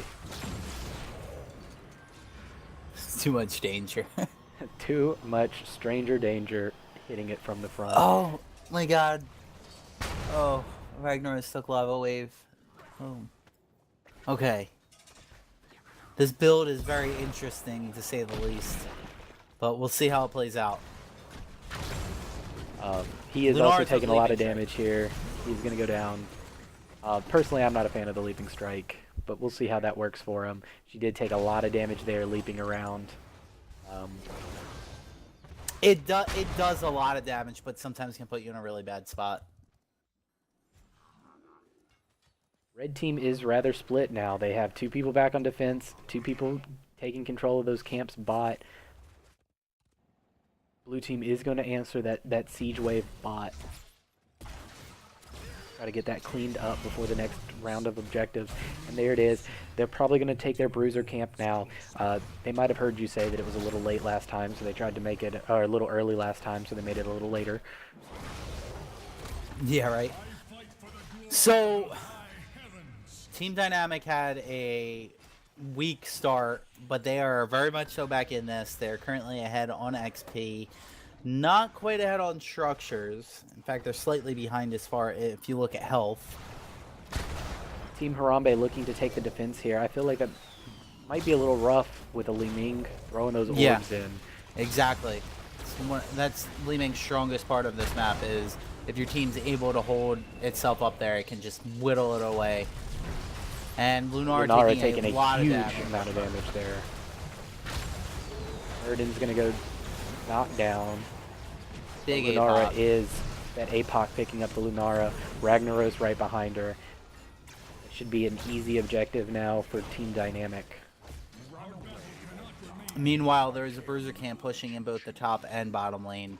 Looks like Team Harambe is going to clear it up. They're going to forfeit this objective. The objective will go bottom regardless of who wins it. Li Ming is going top to clear up that top wave as well. Trying to keep those keep walls intact for now. Alarak putting in a decent amount of damage, but he's in a weird spot. Able to just put in a ton of damage, keep them off of that Immortal, and get out. We stand victorious. It looks like those top walls did go down. Let's see if Ragnaros is going to listen to your advice and this time take it from the back. No, don't take it from the back. That's what he did last time. Oh, yes. I set him up, you knock him down. That's how we do it here.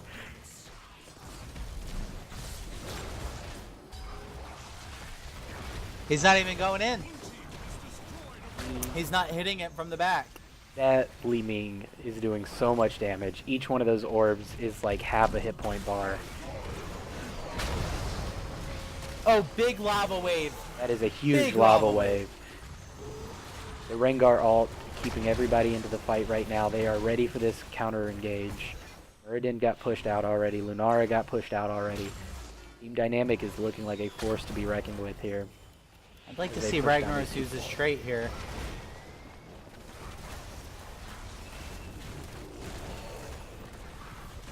Doing it from the front again, but that's fine. The other team's moving away.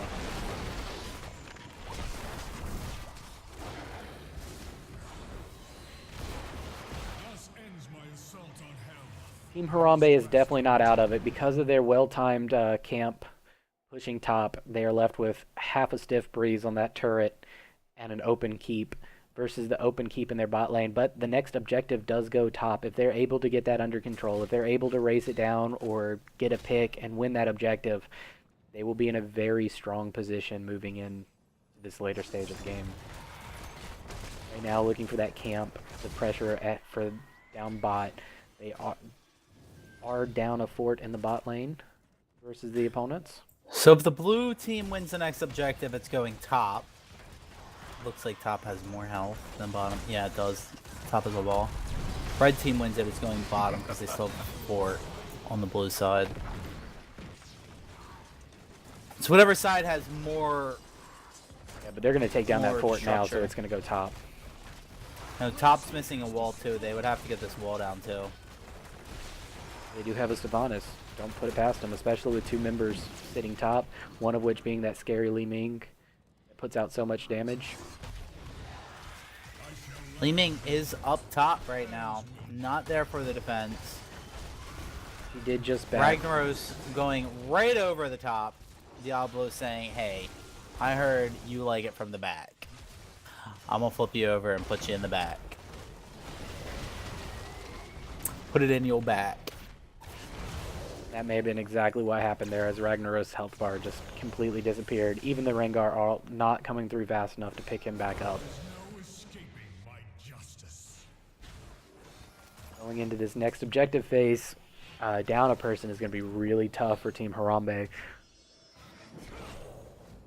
Team Lunara Dynamic- did not take her talent that she's supposed to take on this map. I think talents from Team Harambe is what's hurting them the most. Like, oh, I don't even know. I don't know. Lunar's going down. Zeratul in a bad spot. He's gonna leap as soon as the silence is off. Oh, he gets pushed by Diablo, stunned into the wall. Can he get out? No, he can't. He got silenced again by the Alarak. He never had a chance to jump. From the mouth silence to the Diablo throw into the Artanis silence. Oh my goodness. He didn't even have a half a second to push E. Rhaegar trying to get away, actually trying to juke the Li Ming, and Li Ming must have anticipated the juke and threw her magic missiles right into the juke. Very impressive play there from that Li Ming on that magic missile snipe. Meanwhile, during that fight, we did see the Ragnaros fire wave go and push the top wave back in. That is why that lane is so pushed. It is going to buy them a little bit of time on this defense against the giant pushing top. They're not going to have the minion wave to reinforce it.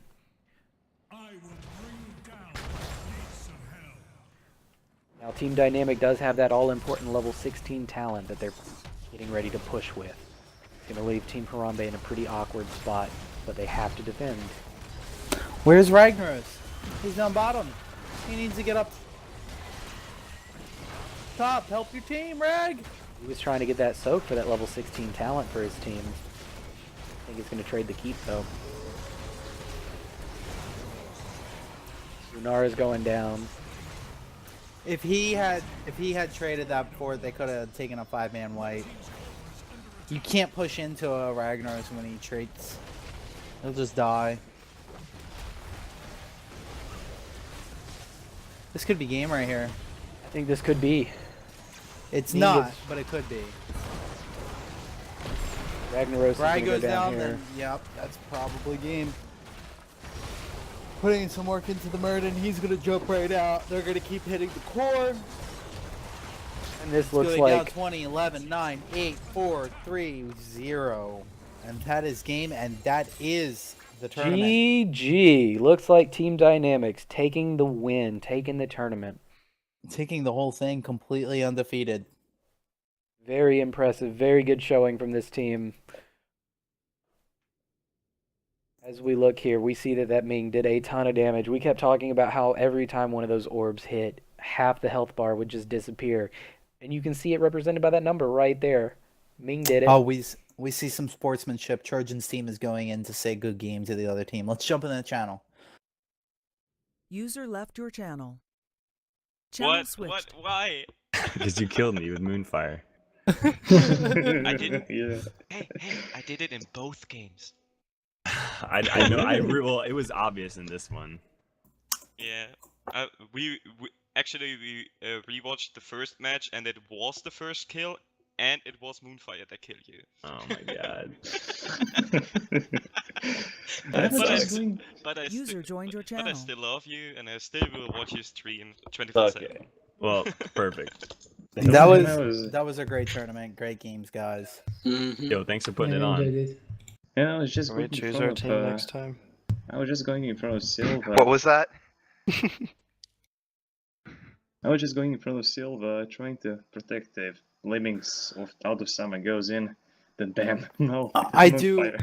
I do kind of feel bad for the team that Cruzen was on. I think that he was the highest MMR player on the team, and then he had to leave. And I actually don't know what the MMR of the player that came in was, but he was in a sense the captain of that team in many ways. But overall, great tournament. I hope everybody had a lot of fun. Everybody who was on Trojan's team, you guys will be getting an award added to your list. Trojan, I need you to take charge of that. Put the request in right now. And Susan otherwise, Fabi, join the User clan, and joined then your you get the channel. award too. Yeah, I Do will it. look at that. yeah, if you're not in the clan, it's great to join it. You know, you can always, no matter what game you're playing, you can always just pop in here, and there's probably other people playing it somewhere. This clan, we got a wide variety of games that we cover, and if there's a game that you play that you want to play with people in here, you can always get that added. Yo, Zach, you had me dead, man. You were eating a hot dog in the middle of our game. Yo, bro, I got real sleepy. I had 4 hot dogs, and then I just stopped talking after I had 4 hot dogs. And you're not sharing with me? Come Hey, on. Zach, want some of who my was the hot one that dog? replaced Care? Yeah, I want some hot dogs. This was actually quite Well. interesting first experience because I'll find his name here. He used to be in the clan. I think he might actually technically. Hey, User disconnected from your Thatch channel. or Trojan, question for you guys.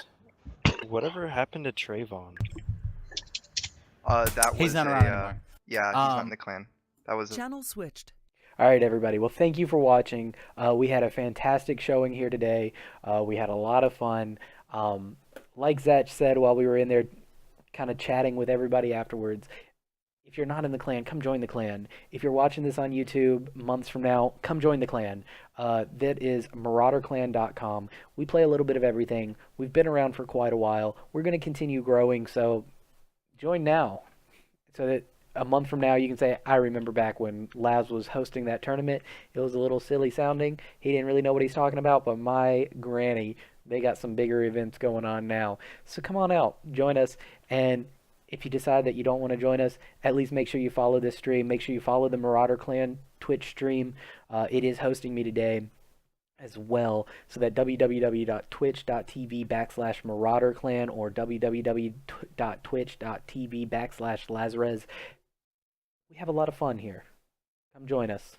All right. We'll see you later. Thanks for watching. Have a great night.